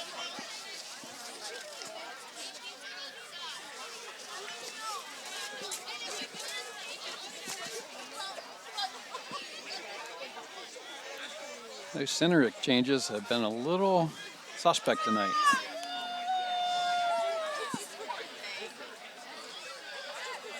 Third down and 7. Rayleigh looking up top. The ball's tipped, and it's tipped right to the Williamsport receiver.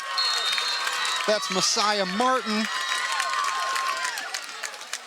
Gets the reception and the 1st down. Pass was complete. The Player down on the field for the Wildcats, and that is Ciante Wilmore, who's down. You take a look at that pass again. And the ball tipped right to Messiah Martin. It's like a cramp.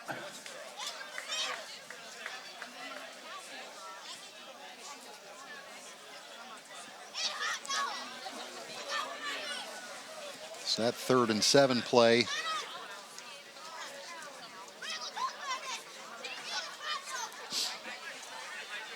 Gains about 30 yards. The Cats going from their own 33. Nice hand for number 9. Into Smithsburg territory to the 38-yard line. Wilmore makes his way to the sideline with some assistance and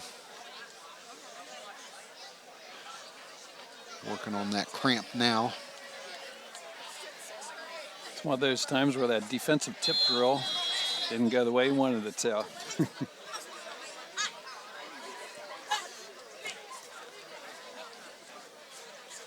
And a great play by the Smithsburg defensive back was way up in the air to get that ball, but just an unfortunate tip.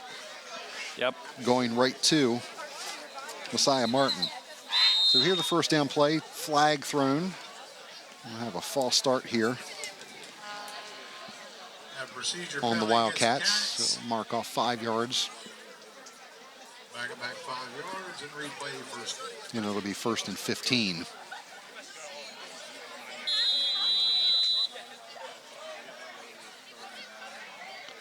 (25-8) the score here at Williamsport. 4.5 minutes to go in the 3rd period. Rayleigh, another low snap, and Rayleigh keeps it around the left side. We're going to have a flag here. Looks like a horse collar Number 1 on the carry tackle for the Cats, Nolan Rayleigh. There was a flag on the play. Take another look here, and yep, got him right up there around the shoulder pads. That personal foul. Bruce Reynolds. Horse collar tackle against the Leopards. And mark that off all the way up to just about the 30-yard line.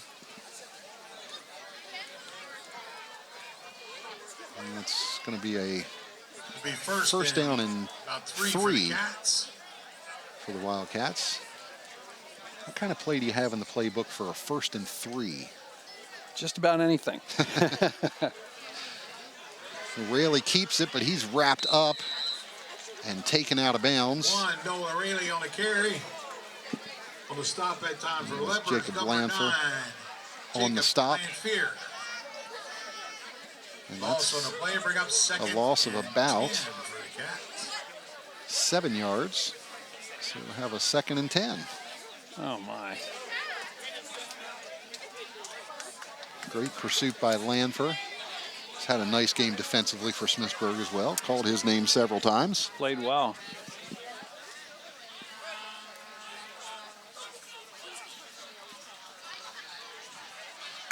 Handoff up the middle. Goes to Soren Miller. Soren Miller on the carry for the Cats. And Miller seen Number 9, Jacob Lanfear. a good bit of time in the backfield now with Wilmore. You see he's still being treated on the sideline for what we think is just a cramp. Have a roller on working on his left leg right now. But that's sort of moved Nelson out to the receiver slot. And now Miller in the backfield with Rayleigh. Here's a little swing pass into the flat. Getting away from one tackle is Talon Lawhorn, and looks like he has enough for the first down. Pass was complete to number 2. Cats.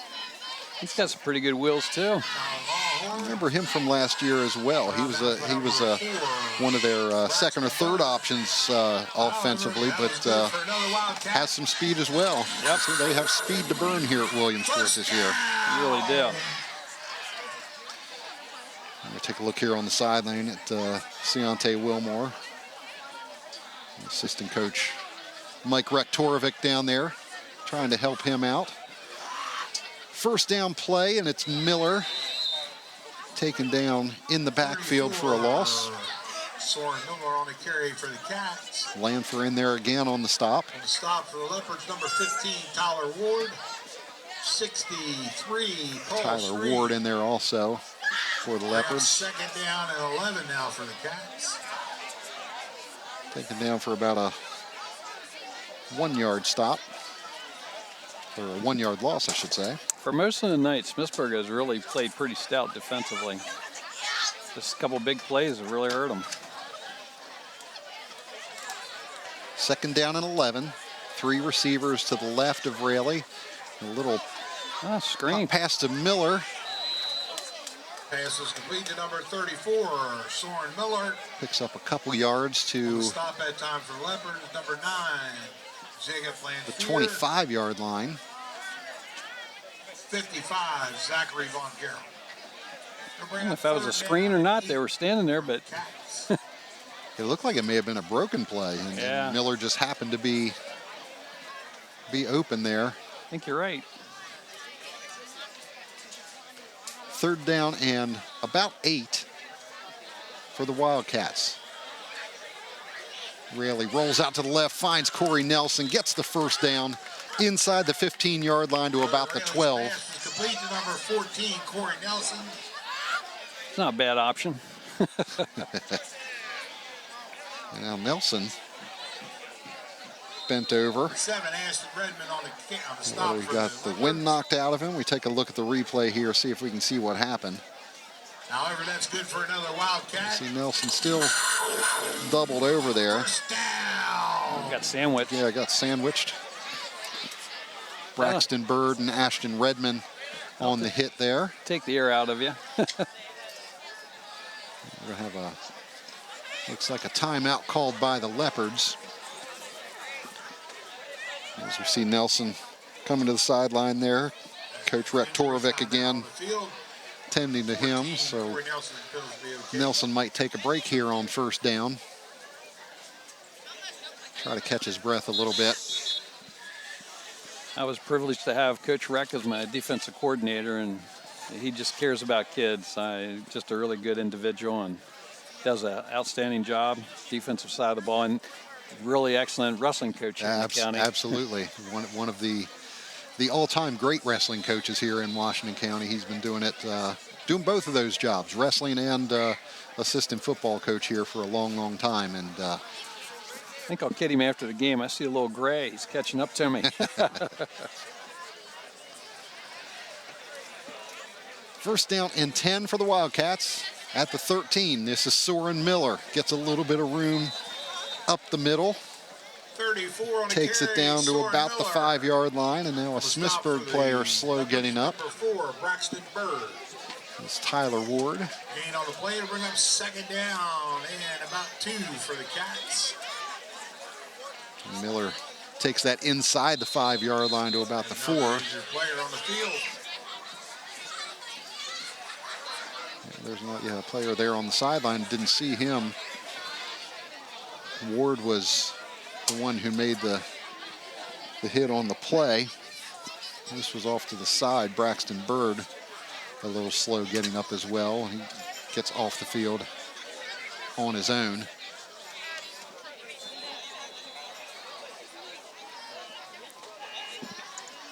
We're in the final, down to the final 10 seconds here, and Williamsport's going to let the period run out as we prepare to go to the 4th quarter with the Wildcats holding a 25-8 lead over the Smithsburg Leopards. Stay with us. We'll have 4th quarter action for you here from Williamsport right after this. High school football brought to you by Hagerstown Honda and Hagerstown Kia.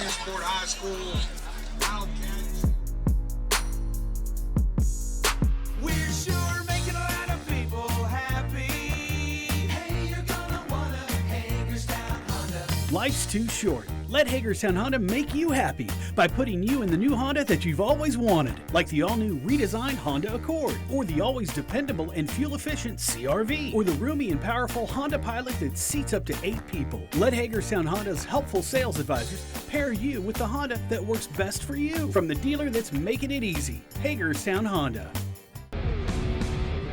Voltage Wrestling is coming to Antietam Broadband.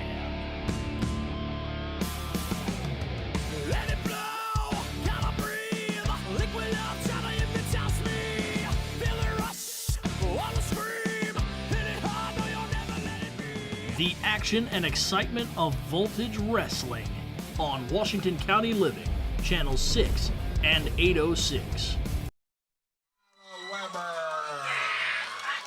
Back here at Williamsport High School, getting ready to start the 4th quarter. This high school football game brought to you by Hagerstown Honda and Hagerstown Kia.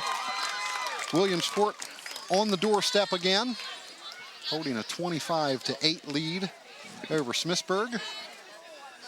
2nd down and about 2 from the 4-yard line.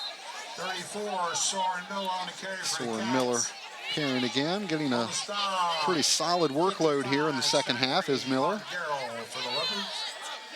It'll bring up 3rd and short now for the Cats. He picks up a yard on the play. And we'll have 3rd and 1 from about the 4-yard line.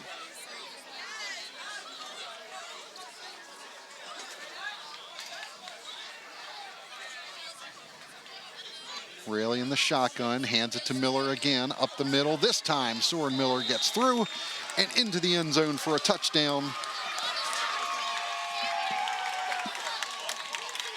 Extending the Wildcats' lead to 31-8. Soren Miller in for the Wildcat touchdown. 4-yard touchdown run for Soren Miller. Nice run, good power. Yeah, we've talked about weapons for Williamsport, and he was, Soren Miller was not a name that we were thinking of, but he's had a pretty solid second half here. Very much so. Looked good. Cole Kreiner on for the extra point, and that is blocked.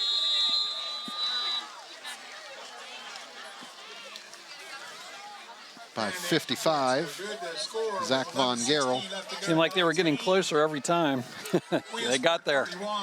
31-8 is your score. Williamsport leading Smithsburg. More to come from Williamsport High School right after this.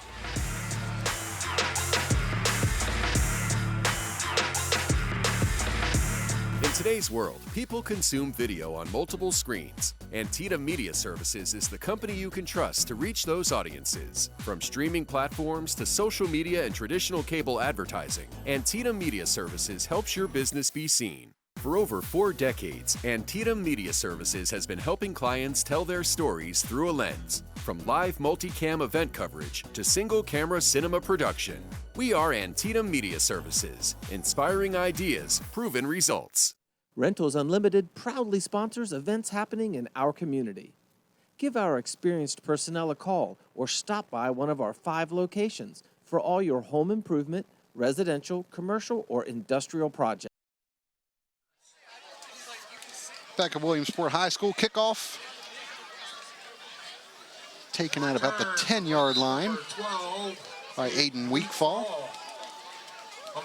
Returns that out to about the 30-yard line, and the Smithsburg offense will take over from there, looking to get something going offensively here tonight. But once again, tonight's live coverage brought to you by Hagerstown Honda and Hagerstown Kia, the dealers that make it easy. Hagerstown Kia and Honda wishing much success to the student athletes participating in tonight's game, the schools that they represent, and the surrounding communities.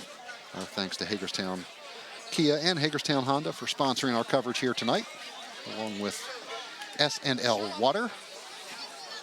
First down play from the 30-yard line, pitches to Ashton Redmond. Gets across the 30-yard line to about the 31. Number 7, Ashton Redmond. Marking him actually a little closer to the 33-yard line. 3-yard gain for Ashton Redmond. Bring up 2nd down and 7. Been a very quiet second half for the Smithsburg offense. It really has been. 2nd down and 7. Redmond and Roncone in the backfield. Here's the pass out. Intended for Laurent. Pass is broken up by number 5, Jordan Weekfall. Laurent Tugay. They'll bring up 3rd down now for the incomplete. Jordan Wigfall there in coverage. Had him open, but throw was short. So 3rd down and 7 now for Smithsburg.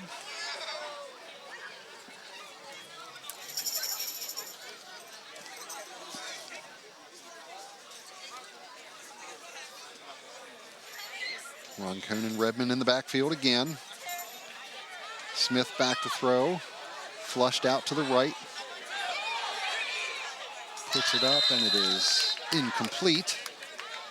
Again, another broken up by number 3. pass that was short, intended for Joe Ryan. Kamiko Heron was there in coverage. We have a penalty on the play.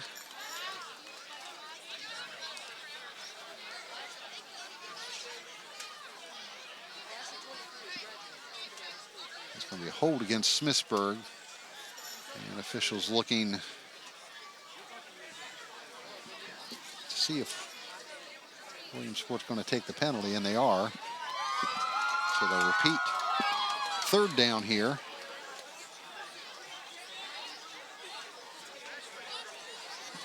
Call was holding against the Leopards. They'll bring up 3rd and long. That takes the ball all the way back to about the 23-yard line. So we'll have a 3rd down and 17. Leopards needing to get to the 40-yard line for the first down. 10:13 to go here in this one. The Wildcats, 31 unanswered points. Smithsburg with the first touchdown of the game. And it's been all Williamsport ever since. This one into the flat, dropped by Vinny Roncone. And that'll make it 4th and long for the Leopards. Yeah, Leopards just can't get anything untracked here. And that's a credit to the Williamsport defense. They've been everywhere. I think Roncone maybe looked upfield a little split second early. Took his eyes off the ball and lost that one. Now it'll be Roncone kicking this one away. So we got another penalty. Ooh.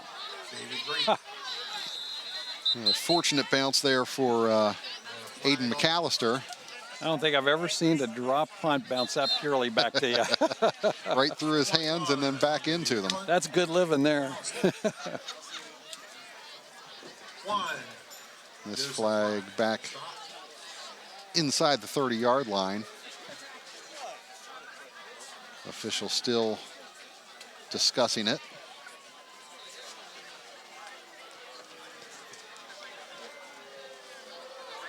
McAllister returned the ball to about the 47-yard line of the Wildcats.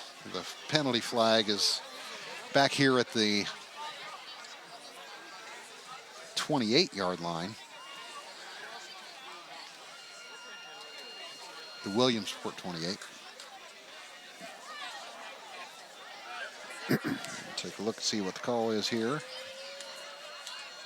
An illegal substitution against the Wildcats.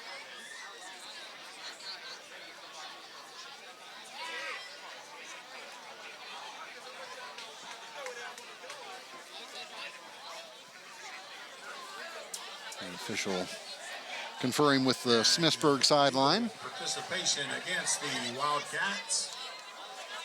Penalties declined. We'll take over 1st and 10. Smithsburg declines the penalty. So it'll be Williamsport taking over. And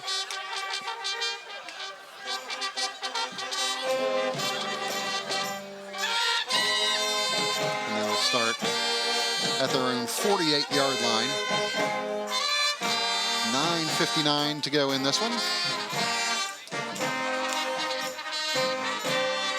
We'll take a look at the Williamsport band in the stands right in front of us. Sounding good. 1st and 10, Williamsport. And it's Rayleigh taking the snap and quickly taken down in the backfield. On the stop, number 58. It's Micah Stahl making the tackle there. Dropping Rayleigh for a loss of about 8 yards. So we'll have a 2nd and long here, 2nd and about 18. Loss on play, bring up 2nd and all the way back at the Wildcats' own 40-yard line. And another high snap. Rayleigh fortunate to pull that one in. Just got it with his fingertips and brought it down and fell on it. So another loss taken by the Wildcats, and Rayleigh It's one of those plays that won't show up in the stats, but he did a great job saving a turnover. Yeah. And that could have been one that was taken all the way if that had gotten by him cleanly. Yeah, because there was at least 3 guys there for Smithsburg. Yep. Good save. So we go from 3rd and long to 2nd and long to 3rd and very long here. 3rd and about 23.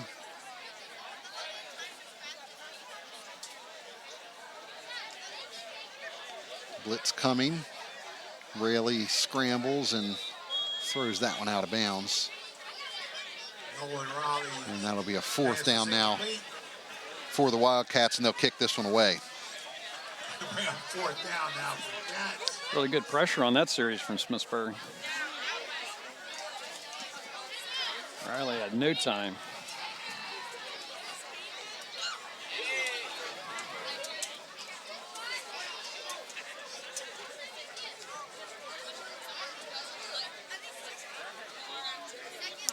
Lead for the Leopards, number 11, Alexander Bates to away. So the Wildcats back in punt formation. Keontae Wilmore, good to see him back out there. He'll be back to punt for the Wildcats, and now they're going to take a timeout here.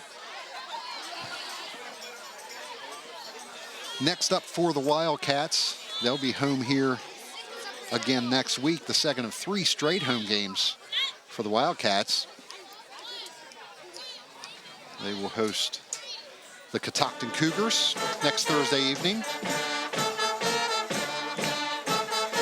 Catoctin, a 24-20 loser to Boonesboro last week. And of course, as we mentioned, we'll be back here in Williamsport on Friday, the 22nd of September, as the Wildcats host Clear Spring. As for Smithsburg, next week, they are back at home. Thursday evening, they will play Century out of Carroll County. And Century was a 48-14 loser to South Hagerstown last week in their season opener.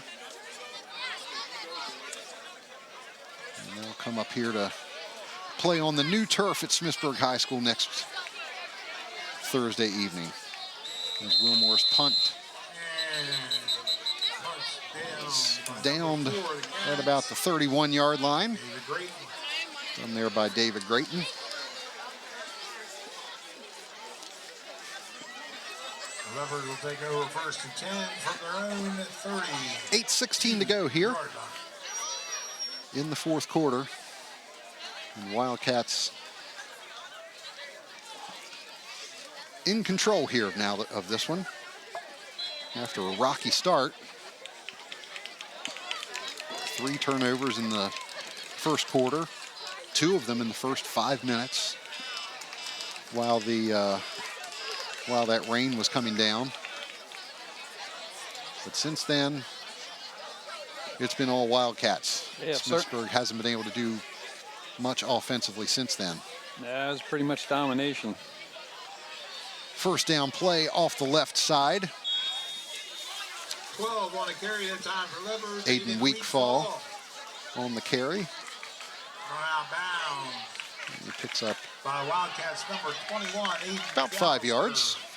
7. Spot him around the 37-yard line. 2nd and 5 coming up for the Leopards. 2nd down and 5 for Leopards.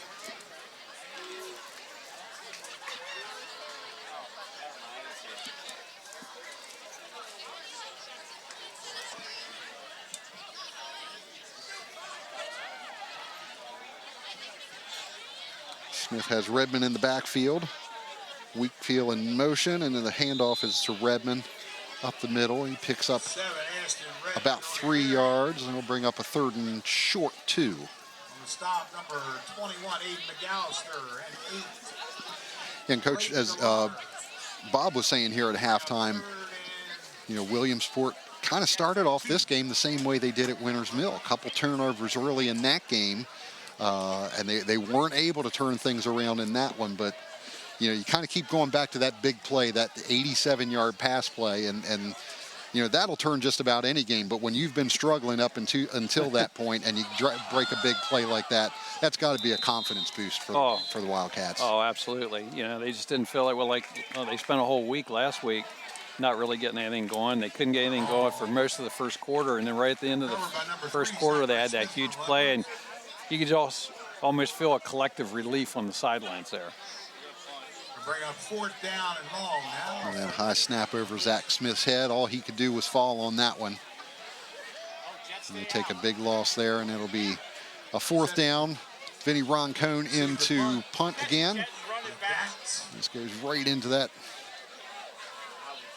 huddle of Smithsburg players right around midfield, and it'll be blown dead there. With 6:03 to go here in the 4th quarter.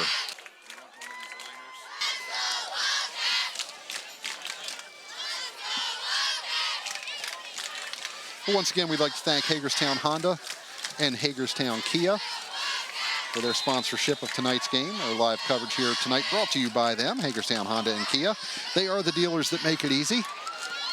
Hagerstown Honda and Hagerstown Kia wish much success to the student athletes participating in tonight's game, the schools they represent, and the surrounding communities. We appreciate Hagerstown Honda and Hagerstown Kia making our broadcast possible here for you. We are honored to bring you live high school sports coverage here on Antietam Broadband every year. And we're happy to be back here with you again for the 2023 season. Here comes the Wildcats breaking into the open. And for a big first down is Blake DeLauder. First we've called his name tonight, but it's on a big, big run. That was good for another Wildcat. For a couple tackles and nice cut. Yeah, we saw Soren Miller in the backfield the last couple drives, and now it's Blake DeLauder back there. How many running backs they got here at Williamsport this year? Quite a few, it seems.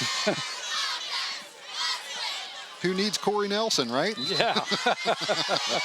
I'm just kidding. Every team in Washington County would take Corey Nelson in a heartbeat. Yes, they would. DeLauder on the carry again. He gets back to about the line of scrimmage. We have a 2nd down and 10. Right around the 16-yard line. Wearing down the Leopard defense a little bit. They've been out on here in a long time in the second half. They have.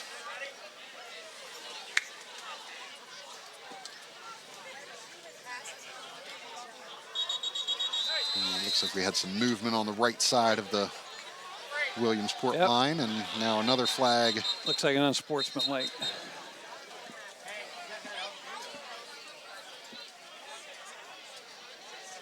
It looked like the right tackle moved for the Wildcats, and then maybe a taunting call for that unsportsmanlike flag that came in second.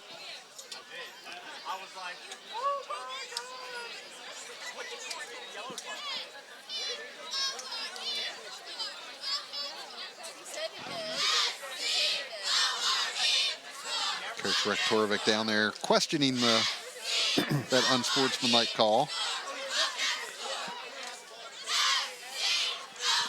Procedure against the Wildcats. I think he saw it. He got the young man off pretty quick.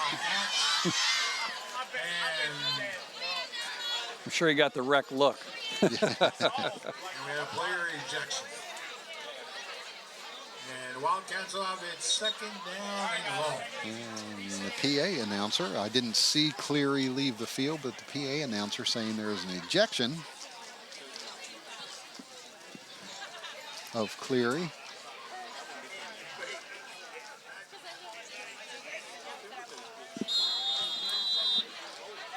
Yeah, I didn't think they ejected him, but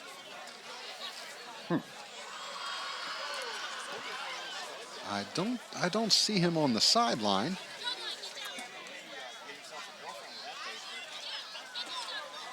Well, after the 2 penalties, it's a 2nd and long for the Wildcats. On the stop for 15, Tyler Ward. for the Leopards. Ball now all the way back at the Third down and long. 40-yard line. They were down close to the 10.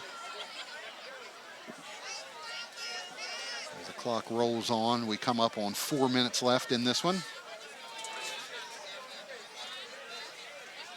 Well, if you're Williamsport, you want to run the clock out here at the last drive, but this is a rather unique way to do it. A low snap is on the ground, and it looks like Smithsburg has come up with it. It'll be another turnover. And as the Wildcats come off the field, I see Cleary, so there was no ejection there. 50 coming off the field there for the Wildcats. Just wanted to be sure of that. Leopards will take over 1st and 10 from their own 45-yard line. You see the low snap, and then DeLauder sort of booted that one forward before it was recovered by the Leopards. So it'll be Smithsburg taking over inside 4 minutes to go. It'll be 1st and 10, ball at their own 45-yard line. On the carry, number 14, Blake Lynn. On the stop for the Cats, number 81. Blake Lynn gets the carry this time for the Leopards. Starting to see some new names on the field. Some cleaner uniforms over there on the Smithsburg side. Have a new quarterback in the game as well for them. Carter Nesbitt, number 10, in at quarterback for Smithsburg. Nesbitt throwing, has a man there, caught. Can he outrun the defense? Taken down there at the 15-yard line. That was a nice throw and catch. That was Joe Ryan on the catch. Number 1, Joseph Ryan. Will stop at Take another look at that pass. That was a nice throw here from Nesbitt. Can't do any better than that. Ryan had a step on the defender and pulls it in for a long gain. Haven't seen a gain. Well, it's definitely the longest gain for Smithsburg tonight, but absolutely haven't had many positive gains here in the second half at all. And here's Nesbitt again getting the ball into the hands of the receiver. And that's that was no easy play for Nesbitt either. Yeah.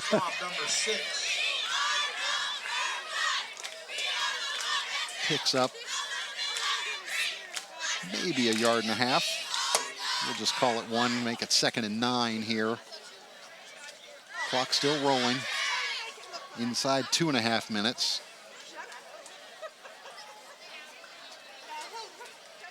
Williamsport with a 31-8 lead here. Closing minutes of this one. Nesbitt again finds a receiver and into the end zone for a touchdown. And that's Aiden Weekfall. Alex Bechtel with the touchdown catch. 14 yards.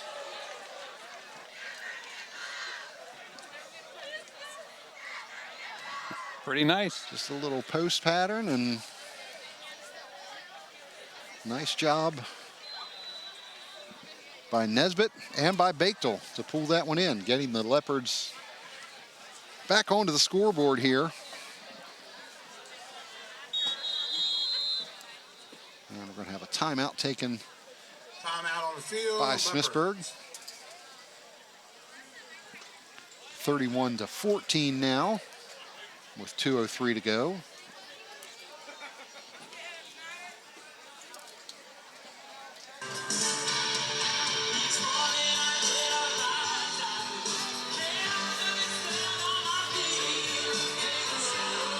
Well, it's got to be a nice little boost for the Leopards, and especially second string quarterback in there, and absolutely. That's three pretty good throws from Carter Nesbitt back there at the quarterback position. I know we're gonna have a quarterback controversy at Smithsburg. Could be. They look good.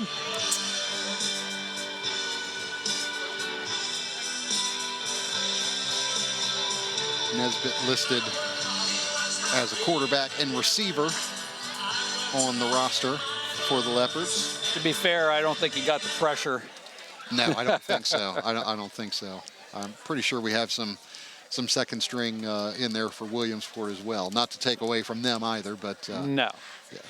But still, some nice looking throws from Carter Nesbitt.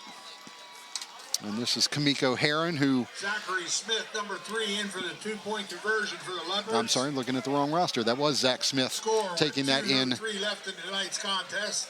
For the 31, 2-point conversion 16. for the Leopards, making it 31-16.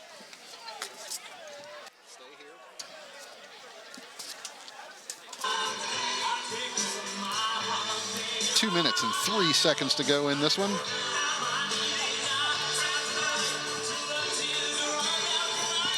As Williamsport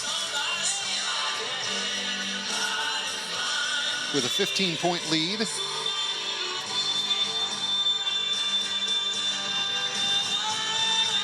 Looking as if they will even their record here at 1-1 on the season. Smithsburg would fall to 1-1 with a loss here.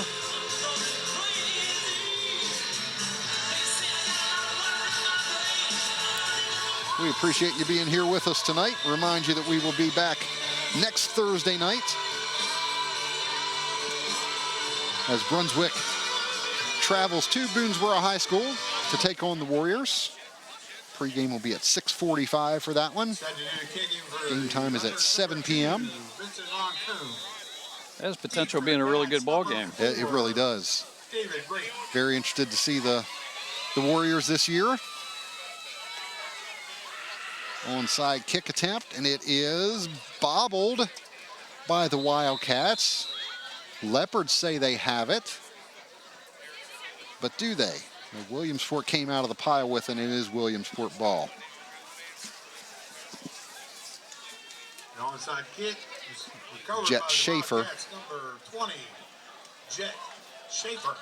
And he fell on that. Yeah, he did bobble that, but ended up covering it up. Wildcats will take over 1st and 10. So just under 2 minutes in this one, and Williamsport will be looking to run out the clock here. Smithsburg still with 2 timeouts.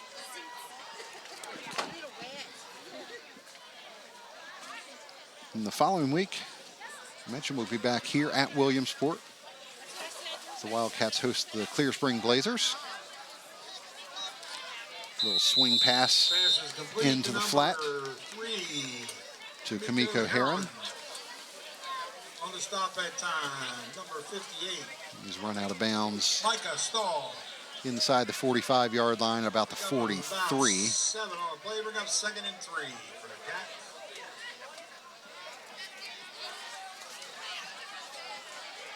Second down and about 3 yards to go.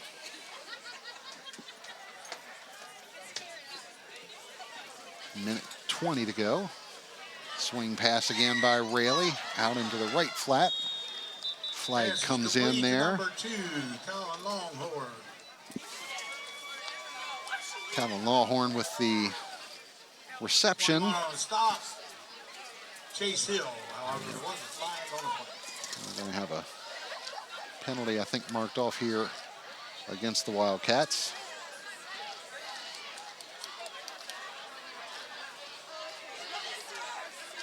Curious to what the call is out there.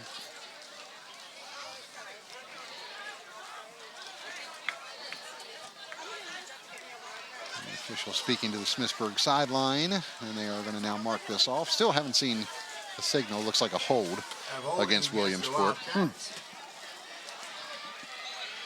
bring up 2nd down and 4.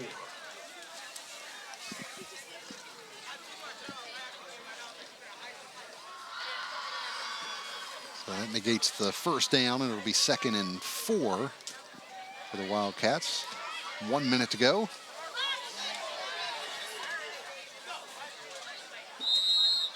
We got a face mask. On the carry that time, Blake number 8, DeLauder. Blake McAllister, stopped by number 16, Roman Bornall. But we had a flag on the play. Flag Oh, yeah. Yep. Big time face No mask. doubt about that one. So we're going to mark this one off for 15 against the Leopards. And a face mask against the Leopards. Now the Wildcats are Got one other football game for you this year. That's Friday, October 6th. You'll see the Wildcats again, this time at North Hagerstown High School. That's on Friday, October 6th. 3 volleyball matches for you this season as well. First of those coming up Thursday, September 28th, right here at Williamsport, as they host the North Hagerstown Hubs. number 1, Nolan Of course, you can see all of these games on WCL TV, channel 6 and 806, only here on Antietam Broadband. Catch them online as well. AntietamBroadband.com. And you can see them all on demand by downloading the WCL TV Go on the Go app. Sorry about that. That's going to do it here as the clock ticks down to 0. Williamsport gets back to even with their record with a 31-16 victory over the Smithsburg Leopards. As the teams go to shake hands, we're going to take a break. Coach Longnecker and I will take a look back at the game in our post game. Stay with us. More to come.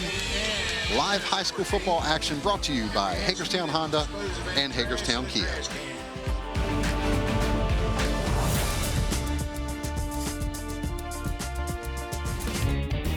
If I was the mayor of this town, I'd still be driving around in a Kia from Hagerstown Kia. Be road trip ready in your new Kia from Hagerstown Kia. Like the Kia Sorento, room for up to 7. Or the Kia Sportage with best-in-class cargo room. Or go big and bold with the Kia Telluride with room up to 8. Shop online at HagerstownKia.com or in person and let our sales consultants help you choose your next Kia. Serving our community proudly for over 25 years, we are Hagerstown Kia. Hi, I'm Brian Albert, Sheriff of Washington County. And as our students start back to school, the Sheriff's Office would like to remind motorists that you must stop for buses stopped with flashing lights. Vehicles must come to a complete stop if any of the following are true. The vehicle is traveling in the same direction as the school bus, even if the road has 1 lane, multiple lanes, or a central turning lane. Or if the vehicle is traveling in the opposite direction and road does not have a dirt, grass, or barrier median. With your help, we'll keep our children safe this school year. You need to fire her. I can't fire her. She has a disability. What? No, I don't. That's the reason why I hired you. Rent No Hard Feelings now. What you got there? Something for me?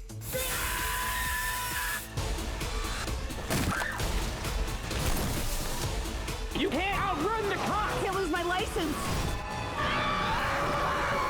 No Hard Feelings. Rent it now. Rated R. video customers. Tune to Channel 1 to get started.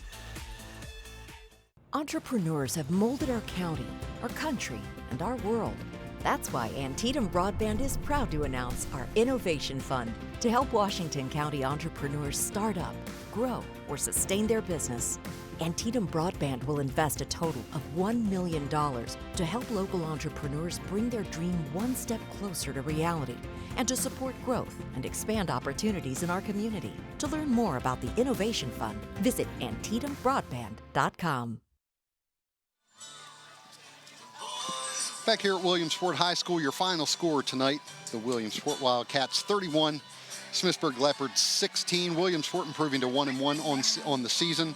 Smithsburg dropping back to 1-1 after their season opening win last week. Mark Keller and Coach Randy Longnecker with you, and we've mentioned it several times throughout. After that kind of rocky start for Williamsport, it was pretty much all Williamsport after that. Yeah, they controlled it. Their athleticism, speed really took over the game. They controlled both lines of the scrimmage pretty much. Overall, Smithsburg played solid. They really did. Williamsport still had trouble near the end of the game. That exchange between the center and the quarterback still is a bugaboo for them. I'm sure Coach Small is going to want to figure that out. But they're a pretty good football team when they put it all together. Yeah. How much of that do you, because obviously the field's still wet down there. The rain stopped during the first quarter, but you're still dealing with a wet field and a wet football, and I'm sure that had to have something to do with it. Oh, that's certainly, especially the exchanges between the running back and the quarterback. The center exchange, though, a lot of times it was just low, so the quarterback's bending down, and that, I mean, I used to like the shotgun formation too and do that and like it, but that center quarterback exchange is so critical in the timing and everything. That's just a little off. Now maybe the center's having trouble with the snap and losing a grip on it. That could be too. If you're Coach Small, we mentioned this sort of 2 rough starts in a row to this one, but this one they were able to bounce back. You've got to see that as a positive, I'm assuming, for Coach Small. That but now how do you address these rocky starts? Do you kind of forget this one because of the weather conditions, or are you saying let's get off to a better start next week against Catoctin? Coach Small is going to do that, I'm sure. I know as a coach here for 4 years, we started slow a lot of times too, and we tried different things in practice, to try and change that. And it's such a hard thing, whether it's just a mental thing with the young men that you're coaching. It's hard to say. But the other thing is, with that, Coach Small earlier in the year had said at the beginning of the season that we know they're talented, we know they have speed. Where's the leadership? And that's where they've got 2 players on there. The coach's son, Andrew Small's on there, and the principal's son, Jake Knowles, on there too. So you're looking for guys like that may not be, quote unquote, the big name guy making the big plays all the time, but you need those folks that are going to develop that leadership and be those leaders out there to kind of set that mental piece of the game. Because some of it could be physical, some of it could be mental too. Are they mentally engaged at the start of the game? So that's something probably want to take a look at, especially as you get down and you want to get further, get to the playoffs and get further in that. It's those little details that are going to make the difference in that. And I guess we're kind of overlooking the fact too that you got a brand new quarterback and a brand new system for him here that he's probably only been working on for a month or so, in practical terms. So Nolan Raley, give him a little bit of leeway here. Oh, absolutely. And Mark, as we watch that, you could see really coming. He was improving throughout the night. So, you still have the confidence factor. You have seeing the plays unfold. It's one thing to know it mentally in the playbook. It's another thing to see it in game speed, game time unfold in front of you. So I thought we saw him develop even through this game and get that confidence a little bit better. He made some really nice throws. He made some heady plays. There's a lot of potential there for him. Yeah, and let's be honest, his the one throw he made, the 87-yard pass to Ciante Wilmore. Now a lot of that was run, but it was a pretty doggone good throw too as well down this near sideline, and he hit Wilmore pretty much in stride and a good throw. So that's got to be a confidence builder for him as well. Well, and I like, not only did he make the good throw, his placement was really good because he was throwing it to the outside, so he was keeping it away from the defense. So not only did he get the ball where it needed to be, he actually put it in a position where only the defense or the offensive guy could make a play on it. Pretty good stuff for a high school quarterback. And like you said, he's only worked with these guys for several weeks. So going throughout the season, what I saw here tonight, they're going to only get better. As long as they stay healthy, they clean up some of the ball handling issues and the ball carrying situation. They've got potential to be a very, very good football team. And we saw, as we mentioned, some other guys coming in. It wasn't just Wilmore. It wasn't just Corey Nelson. You had Blake DeLauder come in there. You had Soren Miller come in and have some really good runs, scored a touchdown here in the second half. That, now all of a sudden that cache of weapons is getting bigger, and you can start counting on some of those guys and maybe try to get the ball in their hands a little bit. Oh, and you look at different formation sets and those kinds of things, motion, getting balls in different guys' hands in different spots of the field. There's no shortage of people to get the ball to down there. They have weapons all over the field. They can stretch people vertically. They can stretch them horizontally. They can power you up front. Their line doesn't look bad at all. Like I said, they put it together. They're going to be pretty tough to beat. Let's talk about Smithsburg, and they took advantage early on of the short field. just could never really get in sync offensively and really make any kind of headway against that Williamsport defense. No, they got the early turnover. I really liked Smithsburg's game plan. Their coaching staff did a really nice job. They were going to pound and ground. They were going to control clock, and they did that exceptionally well for 3/4 of the first quarter.